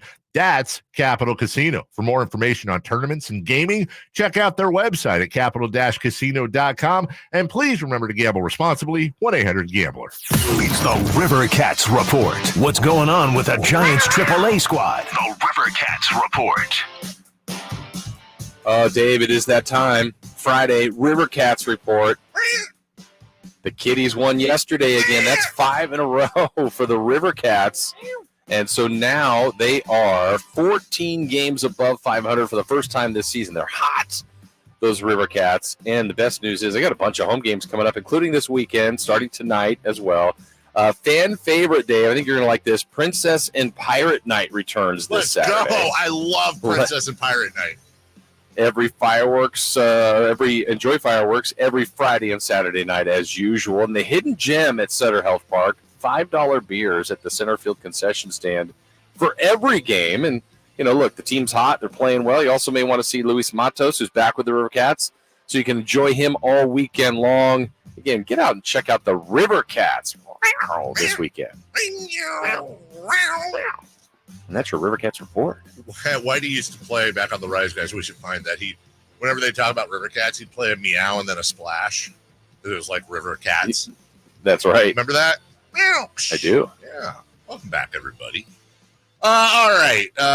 Bobby Hurley's brother, as I like to call him, Dan, is on track, it seems, to be the next Lakers head coach. I asked myself last night, why do we care so much about this? And I guess probably because it's June. And there's nothing else going on. But it is interesting. Did you say self? Why do we care so much about this? Why do we care? As I was just trying to eat the last piece of sushi, why do I care? How about this, though, Jason? Our friend Dan Patrick was interviewing UConn women's coach, legend, Gino Auriemma. And he asked him about this whole Dan Hurley gig. What are the odds you're going to get the answer, an answer like this? So what's your reaction to Danny Hurley? This is really funny because I happened to be at a thing with him last night, and I have no idea what's going on. I have no idea where this is going and what's happening. But I just leaned over and I said, hey, I think you can win a lot of championships with the Lakers. More so than a guy who's never coached. And he just looked at me and, nodded, and we had a good laugh. And then this morning I wake up and voila. So I don't know what's going on. And it'd be a bad day for UConn for sure if this happens. And it would be a great day for Dan Hurley. And I'm sure a bittersweet day for Dan Hurley. Oh, how about that? Let me tell you something. Just happens to mention it. Look, if you and I were out to dinner tonight, and I said something to you like, wow, Man, you'd be really good as a game show host. That would be kind of cool. And then the next day, it turned out you're the front runner to take over for Ryan Seacrest, to take over for Pat Sajak. I would be very angry with you. You think? Let me ask you this, Jason. You don't know what, that I didn't say anything? Yeah, like something like wink, wink. Now, let me ask you this. Gino Auriemma and Dan Hurley are obviously, they work closely together. They're the two pillars of those basketball programs. They know each other pretty well. They got to be friends. You don't know Gino? I don't know Gino. Do you buy that Gino? I'm sure they had that conversation. You don't think Dan winked at him, nodded, something, like literally played it? And would you be pissed if that happened? Like, come on, man. You can't give me a wink, wink, nod? Yeah, it wasn't like, hey, they literally talked to you the second after we talked. Like they actually had already been talking. But I wonder if there was some sort of acknowledgement of that later, and it's more of the code, like I can't say that. I don't know. That does seem really weird. Dude, it totally does. Whatever. He's meeting with the Lakers, and we'll continue down this road. I imagine it just does seem like coming up Monday, we're going to have this story wrapped up, and now we'll be talking about what is Dan Hurley going to – the Lakers are going to be a really interesting story this offseason between that, LeBron, Bronny, all of that stuff. Do they trade Anthony Davis to the Kings? I'm not trying to start a rumor, just saying. Just saying, huh? Well, how about this, though? As much as Sacramento has had grief and deserves it, Dave, for their multiple coaches they've had over the years, the Lakers list is pretty big now from like 2010 on. I said like, all of a sudden they've had a ton of coaches. I said it yesterday. I'll say it again. The Kings are at worst as well run over the last 15 years. I'm going back to 2010. And that's even with the title. That's with the title. They're at best as poorly run as I would say they've been run better. And I keep making this case. The Kings? The Kings have been run better than the Lakers. And again, the case I make is always this, oh, Dave, you're just being a hater. What are you talking about? Lakers won a championship. What are you? Blah, blah, blah. Okay, again, the Lakers had the leftovers from the bus era, and obviously Kobe Bryant, who wasn't going anywhere, the late, great Kobe Bryant. As I said yesterday, the last player drafted for and playing for the Lakers in an all-star game was Andrew Bynum 20 years ago. The only reason the Lakers have been relevant at all over the last 15 years is because they're the Lakers. They're the Los Angeles Lakers. They're in the, they're technically the number 2 market, but they're the number 1 market in the NBA. And what I mean by that is, yeah, New York is a bigger market, but Los Angeles is actually a bigger market than New York when you factor in everything that's out there. When guys are doing 82-game schedules, everything is in LA. All the commercial shoots, all the movies, all the different things, the endorsements, all of that stuff. There's a huge difference between LeBron James playing for the Lakers and then on an off day driving 4 blocks over to whatever studios or having those studios come to his house and shooting a commercial for half a day or doing an appearance or doing a whatever versus Jalen Brunson, superstar, New York Knicks. He's not flying out to LA on an off day. And yeah, maybe they can fly people out there to film his stuff, but that it doesn't work that easy. You're also in close proximity to the shoe companies. You're an hour flight away from Beaverton, from Nike, from Adidas. It is actually the top market out here for players that want to be seen, want to be heard, want to make extra money off the floor. It's not Genie, but look, all I say to people that doubt what I'm saying about the Lakers and how terrible they've been running, how much of a joke franchise that is. Look at everything good that's happened to the Lakers over the last 15 years, and it's LeBron, Kobe Bryant finishing his career there, LeBron James forcing his way there for free. They didn't have to give up a single asset to get him. They just had to pay him. Anthony Davis and Clutch Sports forcing a trade there. They won that title, Jason, in the bubble, in my opinion, despite Jeannie Buss, and Kurt Rambis, and Rob Pelinka, the triumvirate of failure that is in LA. Then they get rid of Vogel, who somehow was able to piece that team into a title winner. And now they're going out, and this Dan Hurley's rad, dude. He might be awesome. You don't know. But you're bringing in a guy with zero NBA experience to coach LeBron James, Anthony Davis, and the Los Angeles Lakers. It might work, but if that's not a recipe for absolute failure, I don't know what is. Yeah, but it does feel to me like the hire was better than J.J. Redick, and that's probably an unfair blanket statement without either one coaching in the NBA yet, but that feels instinctually better to me. I completely agree with you, but that's how low the bar is for LA now that we're saying, well, it's probably a better hire than the podcaster former player has been retired for a year was. And in reality, neither of them should be. And again, maybe they work out. There's no way. We're just playing odds right now. But if you're the LA Lakers, why are you not going after all the top guys, whether they're under? I mean, honest to God, Jason, why isn't Jeannie Buss? Why aren't they calling Pat Riley in Miami and saying, "Hey, can we buy Eric Spoelstra? What's it going to take?" Mm-hmm. Go down the list. Did Vivek Ranadive get a call from Mike Brown? Is Steve Kerr tired of the Golden State Warriors? Like, did you do your due diligence, which I guarantee you they didn't? And did you go through the best coaches, both available and unavailable? Because everyone's unavailable till they aren't, Jason. And sometimes you find. I mean, God, it's like. Would Dan Hurley qualify though? As what? One of the best that's available, unavailable? Mm-hmm. I don't know. The thing is, I really want to try to stay away from like making it sound like Dan Hurley's going to be a failure and he's terrible. He's arguably, if not inarguably, the best college coach in the game right now. Now, let's take a look at the past and how really good college coaches, huge name college coaches, tend to fare in the NBA. Now, the first one you probably go to in your head is what? Brad Stevens. He did just great with Boston. But what about Rick Pitino? What about John Calipari? How many times have we, you throw Larry Brown in there on the other side who had some success but also had a ton of failure in the NBA? Being good and you can switch that over to the NFL as well.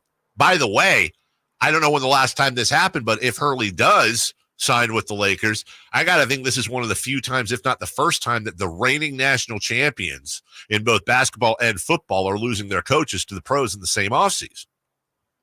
But I think, sorry, Jason, I think if you are a tentpole foundational franchise like the LA Lakers, you're not, these aren't the moves you make. You make these moves if you're the Kings.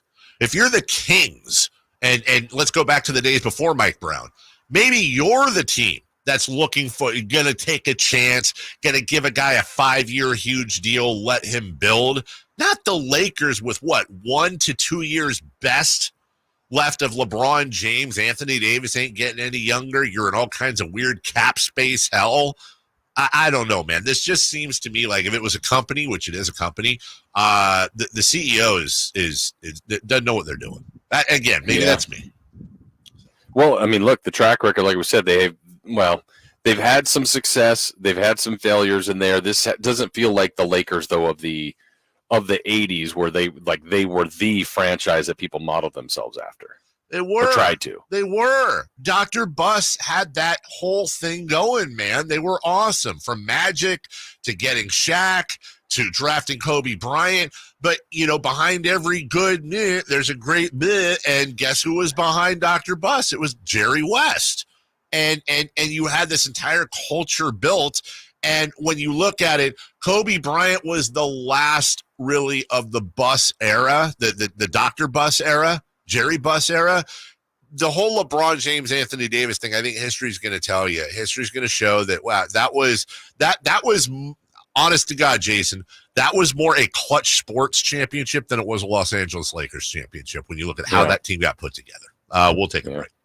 When we come back, we got post-game reactions from both the Celtics and the Mavericks. Adam Silver speaks as well. We're right back after this. I didn't ask to be thrown in the streets with nowhere to go. I didn't think I'd survive.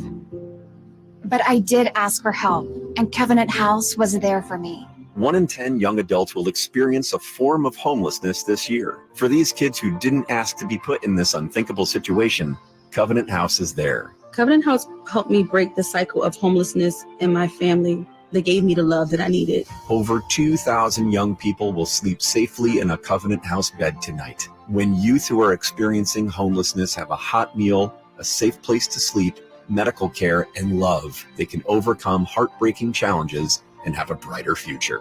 They just really genuinely just wanted to help me succeed, and I'm succeeding.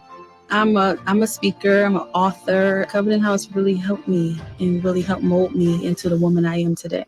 If you or someone you love is asking for help, go to safeplacetosleep.org today. Saving for retirement was tough enough for us. Yes, and navigating markets can be challenging at times. I understand. That's why at Fisher Investments, we take a disciplined approach with your investments. Tell us more about that. We take an active approach to money management, positioning your portfolio for opportunities we see ahead. So all your clients get the same portfolio? No, we tailor your portfolio to your individual goals and needs. What about communication? We don't like being left in the dark. We check in regularly to keep you informed on the markets and your portfolio. Which means you'll help us stay on track. Yes, our goal is your comfortable retirement. And as a fiduciary, we always put your interests first, because we do better when you do better. At Fisher Investments, we're clearly different. Learn more at FisherInvestments.com. Investing in securities involves the risk of loss. Hey, what's up, everybody? It's Kyle Draper here from Mercedes-Benz of Stockton. I'm out enjoying this gorgeous North California weather, and I know you are too. And all you need on a day like this is a road trip to clear the mind. Why not a road trip in a newer pre-owned Mercedes-Benz? Mercedes-Benz of Stockton has a huge selection of new and pre-owned vehicles at their gorgeous new store. It's just a half hour from SAC, right at the 8 Mile Road exit. And trust me, it's the best car shopping experience of my life. Go see my fine friends at Mercedes-Benz of Stockton, or go online anytime at mbofstockton.com. My buddy's a high roller. He goes, dude, I'm a high roller, man. David Spade live. Catch me inside tour. Oh, dude, they fly me out there. Comp. That $89 flight on Southwest, they cover that? You know it. How about limo to and fro the airport with a sunroof? How much you down? He goes, about 90 grand. David Spade, Friday, November 22nd, on stage at Hard Rock Live, Sacramento. Tickets are on sale now at Ticketmaster.com. Don't miss David Spade Live. KHTKAM HD1 Sacramento, KYMX HD2 Sacramento. From the Power Business Technology Toshiba Studios. This is Sacktown Sports.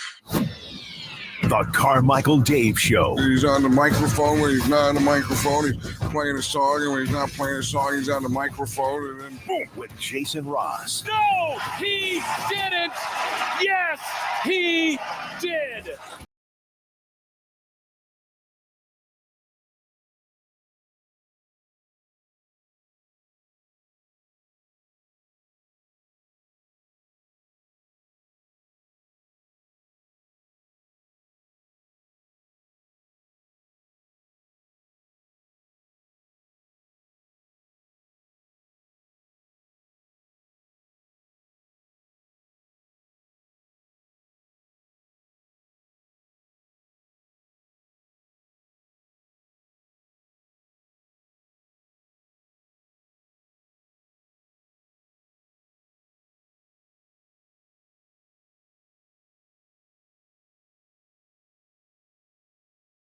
In the lab while he's been at home this week. Yes. Jason's been in a little lab coat trying to get this label off, making it happen. Good for you. Adam Silver was at the podium yesterday. Got some audio on this. This is on TNT and matching rights. The matching rights, the way it works supposedly is that an incumbent like TNT or WBD can match. Can they match a streaming company? How does it work? It sounds like it's up in the air. I'm not going to get into that only because it's a complex legal issue. Thanks, Adam. Really, Okay. really appreciate that, Adam. Here's maybe a little extended answer. Tanya Ganguly, New York Times. Hey, Tanya. You mentioned streaming platforms being sort of a complicating factor with this media deal. And the streaming landscape in the entertainment world has been a little volatile at times. I'm curious, how do you think about that? And what makes you confident that those are good homes for the NBA? Well, part of it, I don't want to sound overly confident. It has much to do with watching where media is moving, where top-notch content now that we're seeing on the various streaming platforms, the fact that maybe Netflix being the latest to come to the Netflix being the latest in terms of their Christmas Day deal for NFL games, that many of these platforms that only 6 months or a year ago that were reluctant to come into premium live sports are now jumping in. So and if you watch where eyeballs are going, and I'm sure it's true for people in this room as well, we're all moving into watching premium programming on streaming services. I also, part of where my confidence goes in moving sports over to streaming platforms, and something I've talked about before, it allows for tremendous additional functionality when it comes to watching games, personalization, customization of games, multiple feeds, multiple dialects, multiple languages, different camera angles. It really gives the fan enormous additional choice that you don't have for traditional televisions. BS.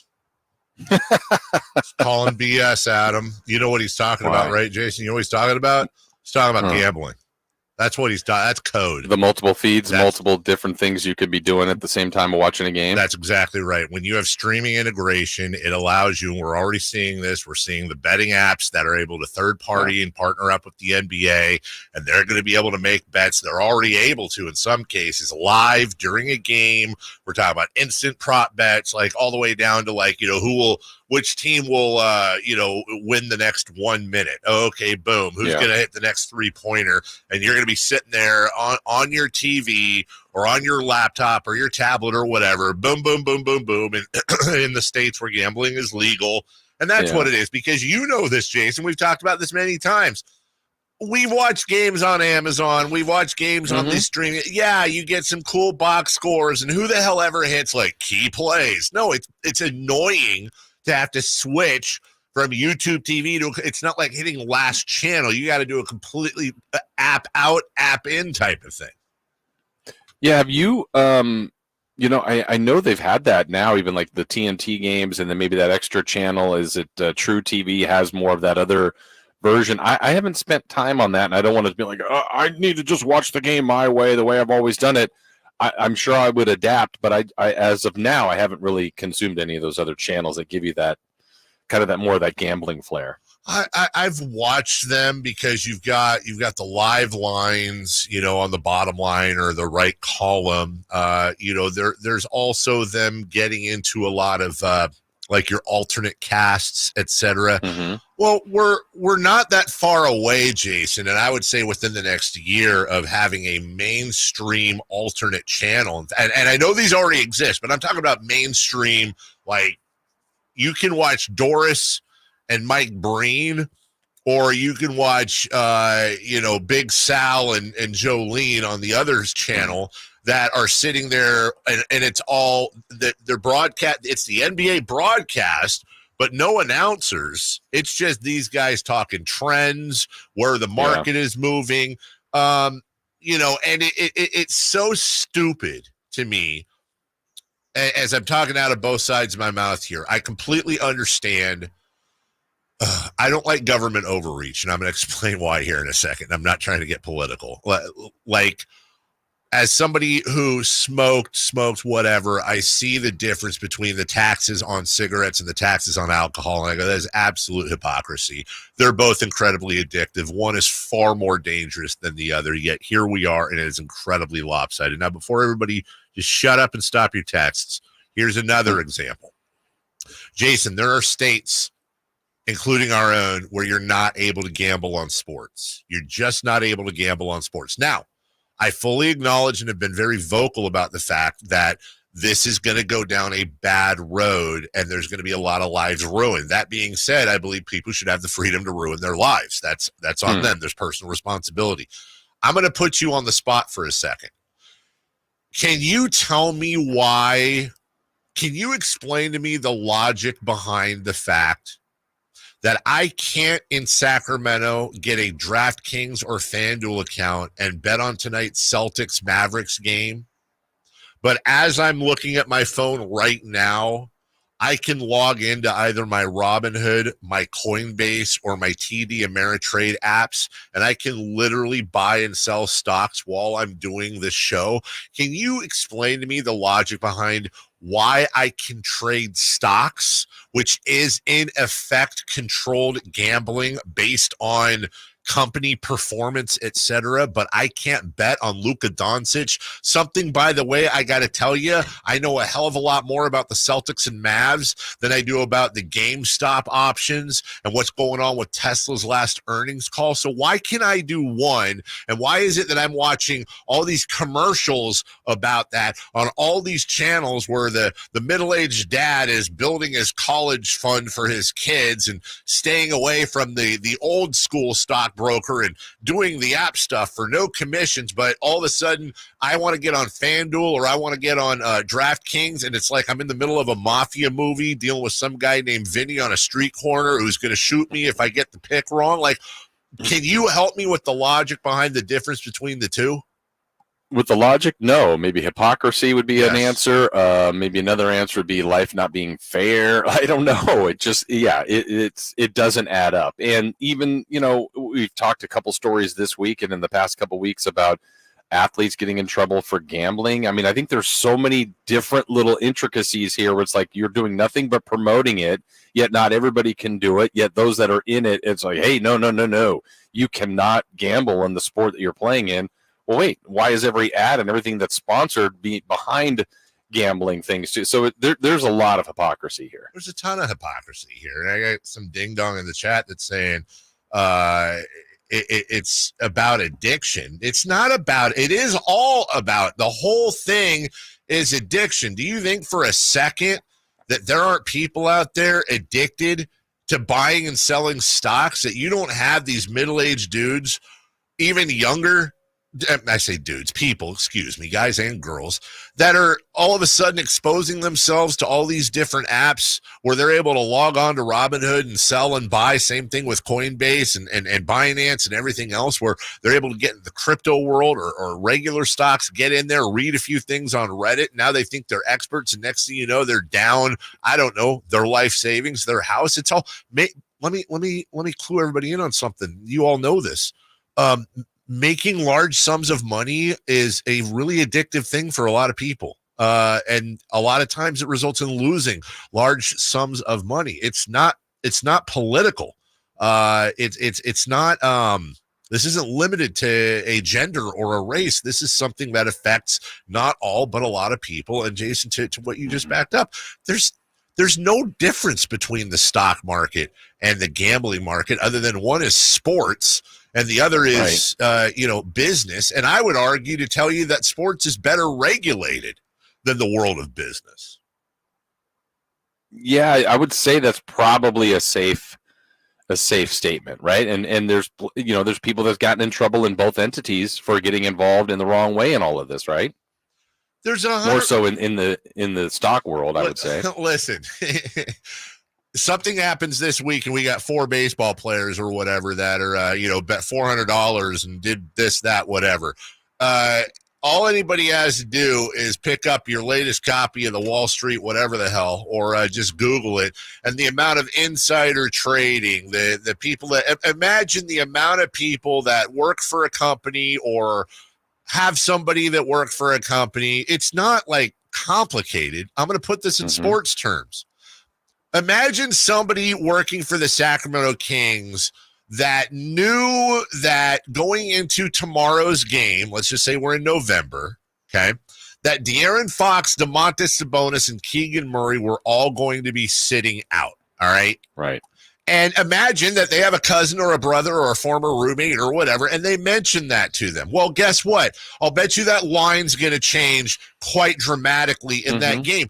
That's the same thing as when Billy in accounting knows that the CEO of Blah Blah Incorporated is about to make a speech talking about how they just signed a deal with AMD for 17 years to build chips, and their profits are about to go insane. And he tells his cousin Donnie, you might just want to buy some stock in this company. That happens constantly. Yeah, I literally, Dave, every year as part of being an NBA, employee of the NBA, have to we watch videos and seminars and do things just that exact scenario of stuff we have to quote unquote avoid, right? Like if you get insider info, you're not really that can't be used in any other way than just what you need for your broadcast, as opposed to, hey, I got a tip. Looks like these guys are, this player isn't going to be available, or whatever it may be. Yeah, we literally have to sign paperwork and watch videos on that every year. We'll take a break. Chris Guerrero is being silly. I'll answer this question though because he's dumb, but it's a decent question. Dave, have you ever had he's asking me if I'm going to Gambling Anonymous meetings, which basically is a way of saying, have I ever had a gambling problem? The answer is yes, I have. 1-800-GAMBLER, by the way. Yes, in my 20s, when I was working in real estate, making way too much money, I had a massive gambling problem. I didn't, commit crimes. I didn't lose a house or anything. But let's just be honest. I was working in an industry where you had people in their early 20s getting paychecks in 5 figures and then going up to Tahoe and everybody being all turbo and stupid and hitting the blackjack table. I'm not going to say how much I lost in certain nights, but I will tell you, you could buy a used, imported vehicle for that at times because it was an absolute thrill. And then as I grew older and got responsibilities like a wife and kids and realized that, for everything I win and how fun that is, I'm going to lose. That's why I haven't played blackjack at a table in, 6-7 years. And when I do, I have I have to do things to protect myself. I don't bring my card. I get cash ahead of time. If I'm going to gamble $200, I take $200 with me. I don't have anything else but my ID and 2 $100 bills in my back pocket. And I go and I play the tables or I play slots. And if I win, I win. And if I lose, I'm done. That's it. And I make that commitment to myself. And it is a very addictive thing. But guess what? Some people can go out, Jason, and have a couple of martinis and they're not an alcoholic. Some people can gamble. And like you, for example, you've been known to, sit down and test your luck from time to time. You're nowhere near a gambling addict. You understand that. It's like with anything. It has to be in moderation. And some people have personalities or genetic issues or things in their brain that open them more for addiction. Bottom line is, because this is a rambling segment and I apologize, Adam Silver's talking about gambling. So you were bad at it, Dave, is what you're saying. I was fine as a gambler. I understood how to play the games. I didn't do stupid things in the game. I was very, very bad at letting my emotions. And I think most gambling addicts would tell you, it's not that I didn't know how to play blackjack. It's that when I lost, I would get emotionally involved and I would get pissed. I'll get it back. Yeah, that's exactly right. And I'll get it back in one shot. Next thing you know, you got to find rent for the end of the month because guess what? Casinos are shiny for a reason. We'll take a break. Celtics and Mavericks reactions post-game coming up right after this. The only place you'll find Keegan Murray is Sacktown Sports. Out to Keegan Murray, straight away for 3, and Keegan knocks down the triple. Hey, Sacramento, it's Keegan Murray, and you're listening to the home of Sacramento Kings, Sacktown Sports. Your local sports leader. Hey, it's Carmichael Dave for my good friends at American Energy. Now, I've told you this before, but this is what we call extending a good deal. Right now, American Energy Heat and Air is offering an HVAC diagnostic for $99. Oh, wait, I'm sorry. Never mind. They're offering it free. It's a $99 value, but you get it for $0. Let the American Energy team test your system connections and all the moving parts of that system to ensure that it's functioning properly. Now, this is a limited time offer. Call today to schedule your appointment at 916-520-9990. Speak to the company that has an A-plus rating with the Better Business Bureau that's been making the greater Sacramento area proud since 1981. 916-520-9990 or AmericanEnergyAir.com. Tell them Carmichael Dave sent you. Call 916-520-9990 now.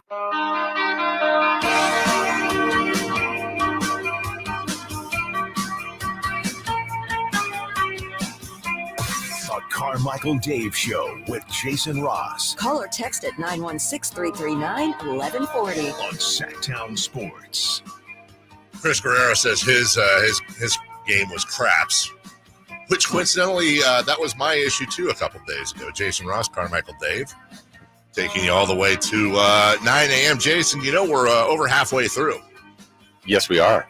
Once upon a time, we would only have less than 45 minutes left in the show. Can we go back to that? What are 3-hour shows? Can you imagine how fast a 3-hour show would seem right now? I'd love it. I would love it. Let's see. Our guy Beeman says there was a crypto trading hamster. This is true, by the way. I remember this. That would invest based on how it ran on the wheel or something. Point being, the hamster outperformed Warren Buffett and many other companies. It's all about gambling. You're absolutely right. By the way, crypto trading hamster sounds like a afternoon cartoon we'd watch after school. But you remember, Jason, we weren't working together, but you remember, I've told this story many times. I won't tell the whole thing again, but when we had the Las Vegas tout guy on the night show and I had him go up against my then 3-year-old daughter in a segment we called Beat the Baby. And she would pick the games based on if she liked the animal or whatever, the Bears versus the Niners. I'll take the Bears. And she ended up, I think she had like a 10 or 12 game lead on the guy after 4 weeks, which was just absolutely mashing this dude. And I got in trouble because he canceled. Put him out of business. He canceled his buy on the station because we embarrassed him. I'm like, dude, my 3-year-old daughter beat that. What do you want from me? I think Avery should have had a tout service. Yeah, she should have had her own show and segment, and she could have all the crypto right now. Think I can get away with having a segment called "Beat the Baby" today? Yeah, I don't think so. Here's some fun from last night. Brown, corner three, got it. 9 3-pointers for the Celtics. The lead is 22. You can't casually double team unexpectedly because that's when Boston's so dangerous. Brown on the steal and slam. By the way, before we move on with the audio, Jason, I guess this should be acknowledged. The other voice you heard there besides Mike Breen was Doris Burke. Doris Burke becoming the first woman to call a major U.S. sports championship game last night. So on one hand, it's like I completely get it, and it should be acknowledged, and like it should be celebrated. That's a huge milestone, and it 100% should be talked about. Also, it kind of I don't know if annoyed's the right word. But, like, this is how far we've come. Like, Doris Burke called the game last night, and honestly, I didn't know that was the case. Doris Burke is not a great female broadcaster. Fact, she is not a great female broadcaster. She's a great broadcaster. I'm not trying to virtue signal. I don't think of Doris Burke's sex when I'm listening to her broadcasts. I just think she's a phenomenal broadcaster. And I feel like that's like the ultimate win there is when you're like, oh yeah, I did. Oh yeah, she is. Oh, I didn't. Okay. Yeah, no, she's just awesome. So good for her. Yeah. And the other part too, I think where maybe because she's been around for so long, she's done finals as a sideline reporter. She's done the NBA finals on the radio several years. This is the first time doing it on television. It just feels like this has already happened. So, not meaning to take anything away from her achievement because that is very significant. It just feels like we've seen it, but in reality, I guess we hadn't, and that's kind of a compliment to her. She just fits in seamlessly. She absolutely does. It was a great call last night. And I mean, look, I loved, as much as I'm not a huge fan of Mark Jackson, the potential coach of the Kings, I was just fine with Breen and Van Gundy and Mark Jackson, but I don't think I missed a beat last night. I didn't find myself pining for anyone else, No, I would say the only criticism I think I would give this trio, and in fairness, they're still relatively new because remember it was Doc Rivers, Doris, and Mike Breen for the first part of the year. Just maybe a little more levity. I mean, it's not true. But I think sometimes that happened. Mike Breen's really funny, but it's hard when you're kind of the driver of the game, and the other two are really just giving analysis, and there was nothing wrong with it. They did great, but sometimes there was just some really playful, fun banter with Van Gundy, Mark Jackson, and Breen that I do miss. Is today's game you said is new, so it's not 2 truths and a lie, right? Or 2 lies and no truth. Correct. Okay. Yeah. I was thinking about this last night because of something I saw online, which made me snicker. If I was to put in the 2 truths in the game that actually, this is a legitimate fact that I used to be better at basketball than LeBron James, would that stick out to you as a lie? Yeah, I would say yeah, but what's the? I need to back up that story. What's the story behind that? Like, I'm not joking. I literally would bet my life and your life. There was a time when I was better at the game of basketball than LeBron James. That is an absolute fact. When he was a baby? Yes, but still, maybe I'm even willing to say I was better at basketball than LeBron James when he was 7. Maybe, I don't know if I could have taken an 8-year-old or above LeBron James, but I could have taken a 7 or below. So the fact that now Kyle can't say that. Kyle has never, ever been better at basketball than LeBron James. But you have. Age. That's right. So I think it's a fun thing to be able to say. I actually kind of want to wear a T-shirt that says, I was once better at basketball than LeBron James. And so are you, Jason. So congratulations. That's something you can tell your friends. I did not think of that until just now. I never thought of it either. And it's actually, and I'm not taking credit for it, but it's kind of brilliant. Like, literally, there was a time on this earth when I was better at basketball. By the way, for years. Yeah. I was better at basketball than LeBron James, and he eventually caught me. That is a true statement. Hey, what's great, Dave? Right now, at this time in your life, there's some drawbacks, but here's a good thing. I guess you're better than LeBron, better than Patrick Mahomes, and better than Shohei. At all 3, you're damn right. And at a point in your life, you were better than all of them at their sport. Guarantee you that right now, Jason, you and I are better at pick the sport, we'll just call it basketball, than at least 5 future MVPs in each of those sports. It's kind of fun to think about. Anyways, more post game. I'm just saying, everybody can use that on their friends. The flip side is that one day I will be better than LeBron James at basketball. It hasn't happened yet. You hope. One day I will. LeBron's probably going to live to be 134, bro. He spends $2 million a year. Like, I'm just saying, you may. I don't know. Yeah, Kyle. I'm with you, Jason. What's the age difference? 17? Yeah, about 17 years. So, like, let's say when LeBron James is 80, Kyle would be 63. So the question here is, let's just assume nobody gets in an accident or loses a leg or something. Can 63-year-old Kyle Ledbetter beat 80-year-old LeBron James in a game of one-on-one? I don't know. How confident are you, Kyle? I was kind of going for the more morbid answer, which is like when he dies? Like right before he dies. Right? But I'm saying if we're laying odds out, I don't know how great the odds are that you're outliving LeBron James. Whoa. Well, I'm saying LeBron is a multi-gajillionaire world-class athlete that invests $2 million a year in his body through science and exercise and all that stuff. Kyle's in good shape. I'm not saying anything about that, but does Kyle have the resources, and more importantly, will he have the resources in the future? You think LeBron's waiting in line at UC Davis Medical Center for his physical? You think LeBron is going to be choosing between the pharmaceuticals he can afford? You think LeBron's not going to be having his blood put in a Vegemix every year to mix up and spin the platelets around and inject it back into his butt cheeks or wherever it goes? I don't know. Like, Kyle's not doing that more than likely.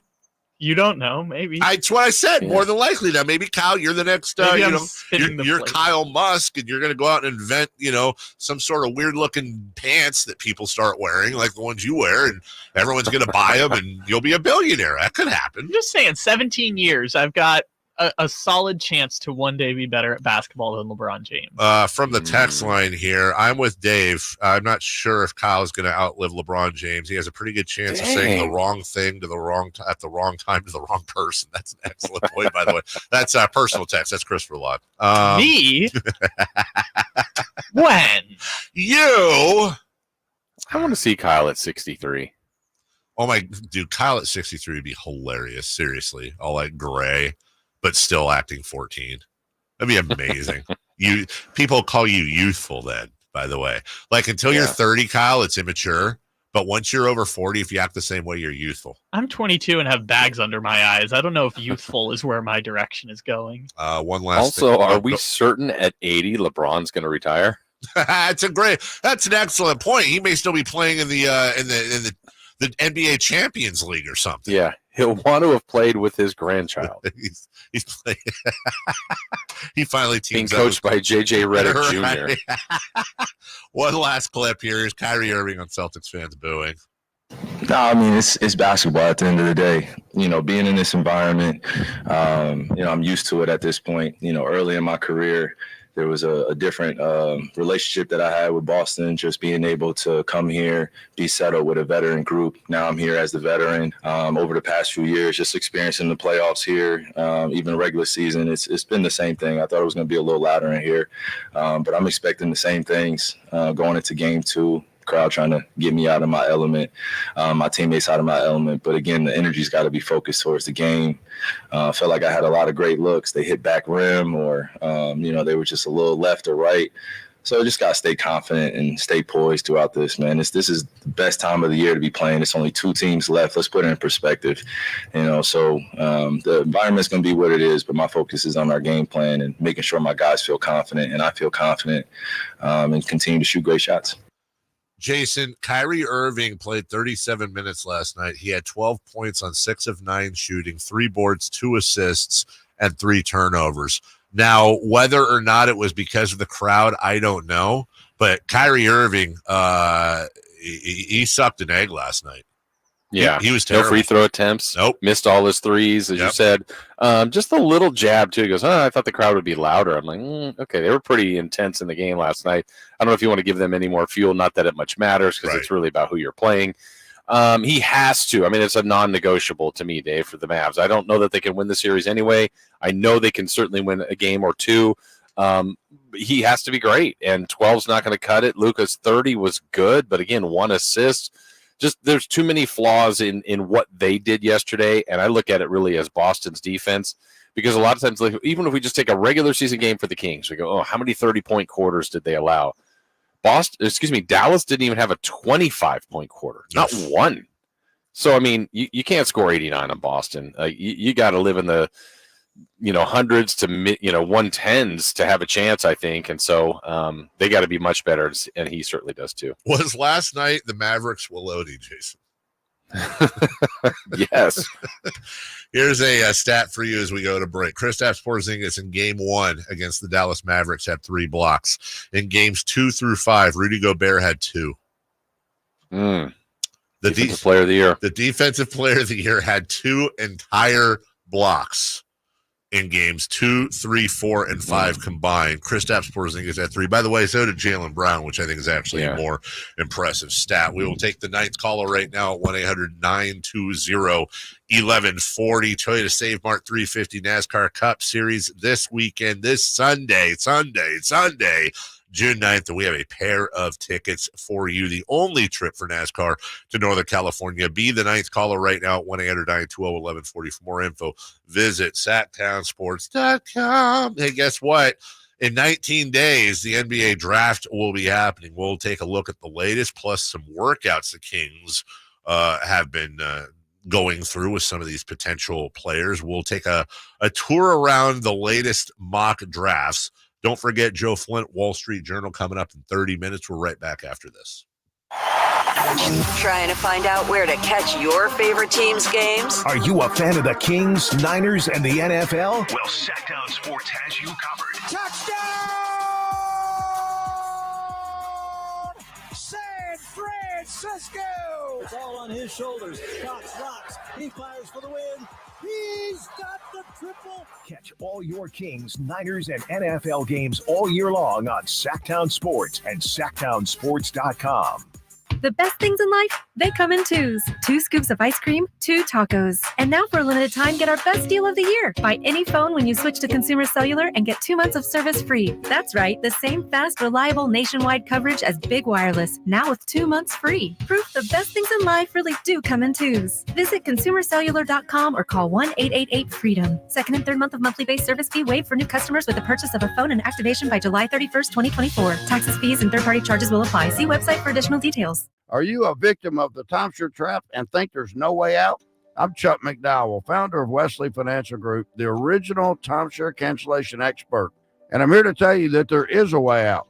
All you need to do is give my office a call. I will send you a timeshare exit information kit absolutely free, explaining how the timeshare industry works and your options for cancellation. Call Wesley now for your free info kit. 800-881-4242. That's 800-881-4242. Maida Chevy saves you $12,000 off MSRP on every new half-ton Silverado LT Turbo Max. In stock after rebates. Always 5 to choose from. Exclusive. All in-stock pricing at MaidaChevy.com. Together, let's drive. TBO for details. N7124. Father's Day at Hagen Oaks is sure to bring a smile to the men in your life. From shoes to shirts, from golf balls to golf bags, and from drivers to divot repair tools, Hagen Oaks has all this and so much more, including gift certificates for the father who has it all.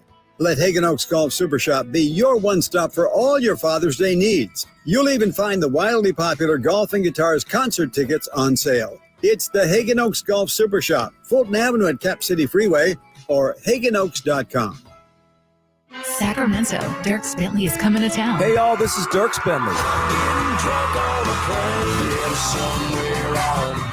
Saturday, September 28th at Heart Health Park at Cal Expo for Country in the Park 2. And he's bringing some friends. This is Bonley. Take my hand, let me make you mine. Hey, it's Dasha. Kelsey Hart and more. Saturday, September 28th at Heart Health Park at Cal Expo. Get your tickets before they sell out at CITPFest.com. Brought to you by Hyatt Vacation Club and Xfinity. Capital Casino has been serving the greater Sacramento area in the same convenient downtown location for over 20 years, with plenty of close-by, well-lit parking monitored by security staff and offering the most variety of table games in the region in a safe and friendly environment. Best food, best service, and the best action. That's Capital Casino. For more information on tournaments and gaming, check out their website at capital-casino.com. And please remember to gamble responsibly. 1-800-GAMBLER. At the Good Feet store, we take pain very seriously. Whether in the foot, knee, hip, or back, Good Feet makes over 300 styles, flexibilities, and sizes of pain-relieving arch supports. With 26 bones, 30 joints, and over 100 muscles, tendons, and ligaments in each foot, a lot can go painfully wrong. So there's a trained arch support specialist at each Good Feet store to give you a precision fit. Come in for a free fitting and test walk. No appointment necessary. Good Feet arch supports are HSA, FSA eligible. The Good Feet store in Sacramento, Roseville, Vacaville. Online at goodfeet.com. Power Business Technology is proud to be 100% independent, locally owned, and managed Toshiba copier dealer. Local ownership cuts out the red tape, allowing ourselves to never be too busy to personally answer the call when our clients need us. Recognized for excellence in service execution, training, and customer service, we're proud to be named a 2022 Toshiba ProMasters Elite Dealer. Contact us today for all of your business printing needs at 844-POWER-BZ. That's 844-769-3729, or visit us at PowerCopier.com. This segment is brought to you by Kia of Vacaville. Check them out at kiavacaville.com.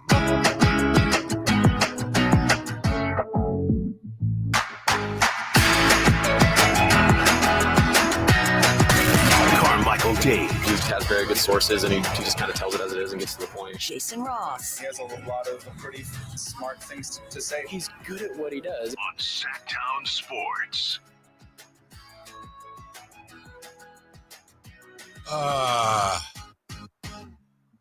Lil Nas X? Thank you. God, that was going to bug me. Welcome back. Usually I screw around with the and mess around with the opening song, but it's like I knew this song. I couldn't place it, though. Isn't it about time he'd come out with a new damn album? He dropped a couple singles. Yeah, that were, I saw that and a feature and all that. Let's go, Lil. Let's go. Or is it Nas, or is it X? Mr. X. Mr. X. Mr. X. What do the friends call it? Mr. X. Let's go. Yeah, you can't call them Lil. There's too many Lils. There's just 900 Lils. And 1,000 babies. Yeah, exactly. Duh baby, Lil baby, big baby, baby face, baby shambles. Baby got back. Baby got back. Baby back ribs. I want them. I want my baby back, baby back, baby back. You ever see? Did you ever go and look at that YouTube video of the making of that? Yeah, isn't that fun to watch? Those guys, like 4 dudes around a microphone actually doing the baby back rib song. Just make Classic. Just make them 30 for 30 on it. the NBA, things we all want to know. The NBA draft is 19 days away, Jason Ross. Who are we taking? I don't know. If I did, boy, would that be fun. I don't know. I will tell you this. If we end up using you think they're not taking a pick? I don't think they're taking. I do not believe. I think the only way they use that pick is if there just wasn't anything. If everyone was like, well, we'll give you I was just going to say Tobias Harris, but he's a free agent. But, it's going to be something that's just so outlandish and silly that they just end up not doing it. I firmly believe that we will, or at least are trying to move that pick.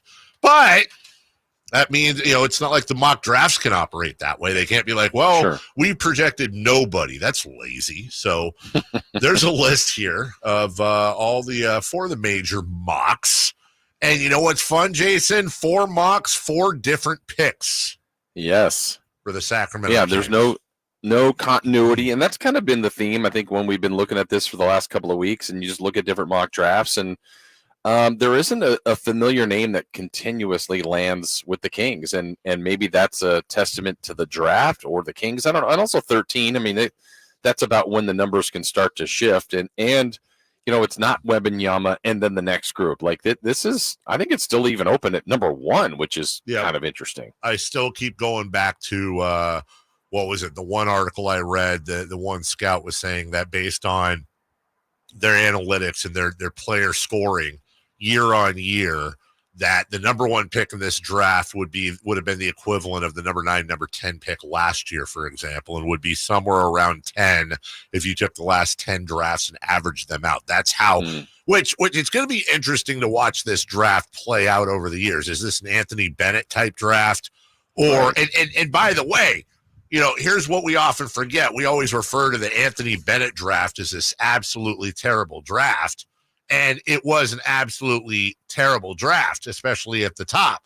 But if you look at the draft as a whole, one thing we do know, there were good players in there. Giannis Antetokounmpo was number 15. Victor Oladipo had some great years. He was number 2. But then it's CJ McCollum, number 10.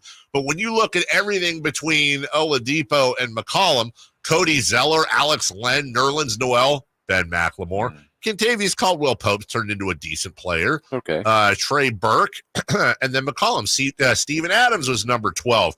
Kelly Olynyk was number 13. Rudy Gobert was number 27. So point being, no matter how bad the draft sucks, I can promise you there will be at least 2 to 3 all-stars in this draft, which kind of makes it an exciting time, maybe. If we want to reverse the thinking here, Jason, well, the Kings have the 13th pick. Yeah, but the Kings have the 13th pick in this draft. That could get interesting. Yeah, and I think, again, we kind of addressed during the week the pros of taking the pick would be this to me is, one, you've got a new player under contract control. I think that's definitely the pro. Now, can you find that player at 13 that you go later on, wow, how did the Kings get him? How did they find them? That scouting department, that front office did a great job of picking and identifying that talent at 13. That's the answer you want if you go down the lines of making the pick. Now, if not, it's still, even in a perceived lighter draft, can be used as an asset along with other players to get you something else that's more of a known quantity. So, that's the thing I would think that's got to be the most difficult day. Like, we all play GM. Like, I would do this. I'd have this player. Trying to figure out the risk, not even the risk, the reward. What would be better off for our team, whatever GM you're a team for? Making that pick, you could make an argument and saying, look, this will supplement and can help us in the future, or making the trade that with that pick that makes you a better team? Like how you kind of work that line of thought through on each one. That's got to be a big challenge.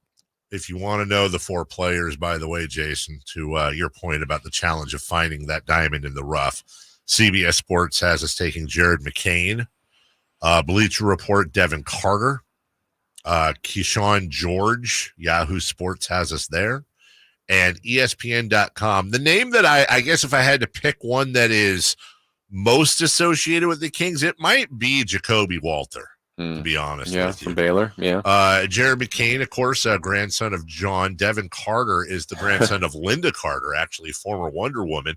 Keyshawn George, and Vince. Keyshawn George, nephew of Paul. And Jacoby Walter, great-grandson of Barbara Walter, the former TV. That's why he averages a 20-20. Jeez, we'll take a break. Well done. When we come back, who's hot? Why'd that get me? Who's hot? Who's not? I don't know. Let's go. Oh, shout out Hugh Downs. Who's hot? Who's not? Yes. Let's go streaking. Joe Flint of the Wall Street Journal at 9 a.m. We'll be right back. On the move? Got somewhere to be? Take Sacramento Kings basketball with you. The Sacktown Sports app will let you stay connected to your passion. Never miss a moment of Sacramento Kings basketball with the Sacktown Sports app. Wow! $5,000. That's the average amount of money people in the U.S. are now spending on gas in a year. $5,000. That's crazy. If you drive, you have to download Upside, the free app that gives you cash back every time you get gas. That's right. You can earn real cash back with Upside just by buying the gas you're already buying. You can literally start earning cash back today. I use Upside every time I fill up, and I've already made around $300. You're putting gas in your car anyway. Why not get real cash back? If you like free money, download Upside. I'm saving the cash I earn from using Upside to help pay for a vacation later this year. Download the free Upside app now to earn cash back every time you buy gas. Use promo code HYBRID to get an extra 25 cents per gallon on your first tank. You can cash out anytime right to your bank, PayPal, or a gift card for Amazon and other brands. Just download the free Upside app and use promo code HYBRID for a 25 cents per gallon bonus on your first tank. That's code HYBRID for a 25 cents per gallon bonus. Swing into summer at the Golf and Guitars Music Festival, June 24th and 25th at Hagen Oaks Golf Course. On June 25th, enjoy the live performances Under the Stars from Craig Campbell, Corey Kent, Love and Theft, plus Ashley Cook, Mark Willis, and more. It's not just about great music and golf. It's about giving back. Proceeds go to charities supporting youth, those with disabilities, and our veterans in the greater Sacramento region. Tickets start at just $40. Don't miss out on these great nights for a great cause. Get your tickets now at golfandguitars.com. Sacramento, get ready to rock, groove, and have a blast with the Sacktown Sports live events calendar. We've got an unbeatable lineup of shows that you won't want to miss. First up, at Thunder Valley, June 12th, experience the legendary Daryl Hall and Elvis Costello. Then on June 14th, don't miss the incredible Maren Morris. And on June 22nd, don't miss NSYNC and Backstreet stars Joey Fatone and AJ McLean bringing back the hits. Plus, on June 28th, it's country legend Lee Brice lighting up the stage. All at Thunder Valley Casino Resort. And now here's your Live Nation lineup. On August 4th, don't miss the Outlaw Music Festival at Toyota Amphitheater featuring Willie Nelson, Bob Dylan, and John Mellencamp. On August 15th, catch Donny Osmond at Hard Rock Live Sacramento. Then, on August 22nd, Creed Fisher takes the stage at Ace of Spades. And on September 10th, enjoy the timeless sounds of the Doobie Brothers at Toyota Amphitheater. And stay tuned to Sacktown Sports for exclusive updates and your chance to win tickets. I'm Tiffany, founder of Harlem Pilates. When I couldn't find Pilates in my neighborhood, I started a studio from my studio apartment. Chase Inc. helped me grow from 1 Pilates studio to 3. Because when you start small, you're going to need some big help. With the Chase Inc. Business Cash Card, you can earn up to 5% cash back on business essentials, so your business can go from here to possible. Chase for business. Make more with yours. Real business owner compensated for their participation. Cards issued by J.P. Morgan Chase Bank, NA member FDIC, subject to credit approval. Terms apply. My buddy's a high roller. He goes, dude, I'm a high roller, man. David Spade live. Catch me inside tour. Oh, dude, they fly me out there. Comp. That $89 flight on Southwest, they cover that? You know it. How about limo to and fro the airport with a sunroof? How much you down? He goes, about 90 grand. David Spade. Friday, November 22nd, on stage at Hard Rock Live, Sacramento. Tickets are on sale now at Ticketmaster.com. Don't miss David Spade Live. What's hot and what's not. Brought to you by American Energy Heat and Air, making the uncomfortable comfortable. Head to AmericanEnergyAir.com to find out more. What's hot? Yeah, hot. Real hot. And what's not? It's not good. Brought to you by American Energy Heating and Air, Sacramento's complete heating and cooling company and second opinion partner.